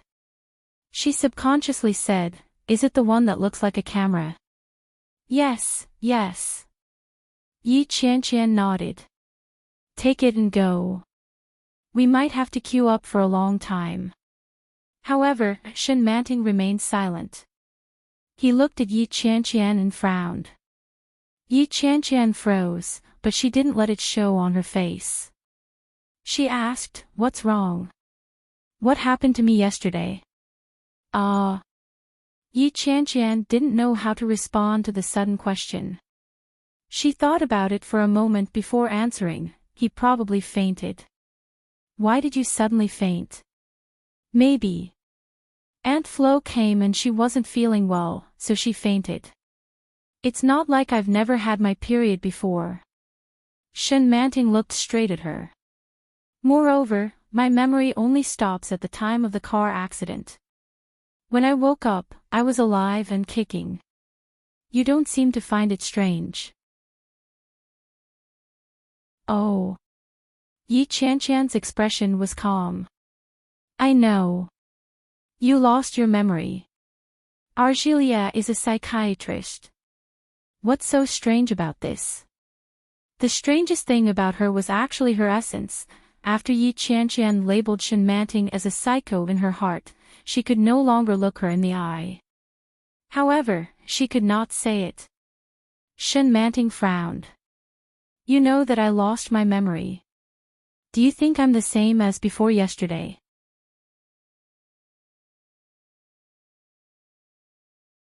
Chapter 2132. Haha, of course it's different. I've already said that you're split. How can it be the same? However, what she was thinking in her heart was not what she said. Facing Enchanting's strange gaze, Yi Qianqian calmly said, "It's the same."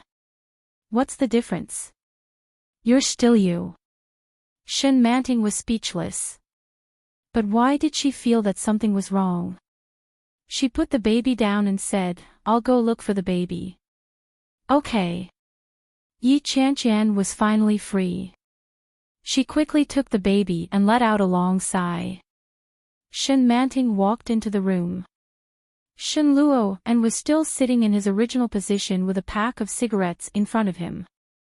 When he saw her come in, he subconsciously covered the cigarette between his fingers and looked at her. Enchanting's first reaction was to say, "Why are you smoking again?" Such a subconscious reaction popped up like a conditioned reflex. But she held it back. Her mouth moved, but no sound came out. Shen Luo and saw her expression and reached out to snuff out the cigarette. He said, "I'm not smoking anymore." Enchanting frowned and felt a little panicked. This kind of panic came inexplicably. She walked into the cloakroom with ease, but her heart was beating faster and faster. In the cloakroom, there was a special compartment for storing bags. There were all kinds of leather bags in it. Pink, green, pink, blue, black, and white, a lot. A lot. It was said that it could cure all kinds of diseases. Her bag could cure more diseases than 100 diseases. It was too shocking. They were all hers, thump, thump. Her heart was beating fast. Enchanting reached out and grabbed the pink camera bag. She opened it and saw all the IDs in it. Everything that should be there was there. There was also a beautiful and delicate purse that looked like a notepad. When she opened it, there was a stack of cash. It was not much, only about 1,000 yuan. But there were several cards lined up inside. There were gold, blue, and green cards. There were 2 savings cards and a credit card. On the back of the card, the owner's name was written in 3 big characters, Shenluo and. Enchanting even felt like she was dreaming when she put everything away. When did she get along with Shenluo and so well and harmoniously? 2/3 of the cloakroom was filled with her clothes and a large variety of bags. On the dressing table, luxurious skincare products were placed, as well as all kinds of expensive and luxurious jewelry. His head was throbbing. The sudden awakening and everything she had was completely different from her previous life and everything she had imagined.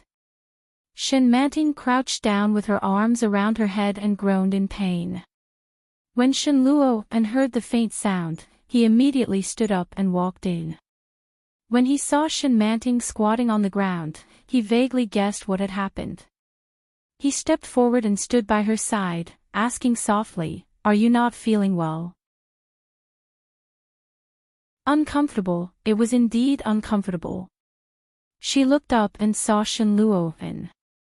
He was very tall and stood against the light. Under the heavy shadows, she could clearly see the complex expression on his face. Enchanting frowned. She didn't know where the anger came from, but it was stuck in her chest. She opened her mouth and said, "Did you do a lot of bad things when I was unconscious?" Shenluo was taken aback by the sudden question. "You're tuning into the LoveLore Library YouTube channel. We're so grateful for your support and don't forget to subscribe to join us on this incredible journey through captivating stories. Your generosity through donations truly makes a world of difference, as it's the primary source of revenue that allows me to expand and enhance this channel for you. Thank you from the bottom of my heart for being a part of this adventure."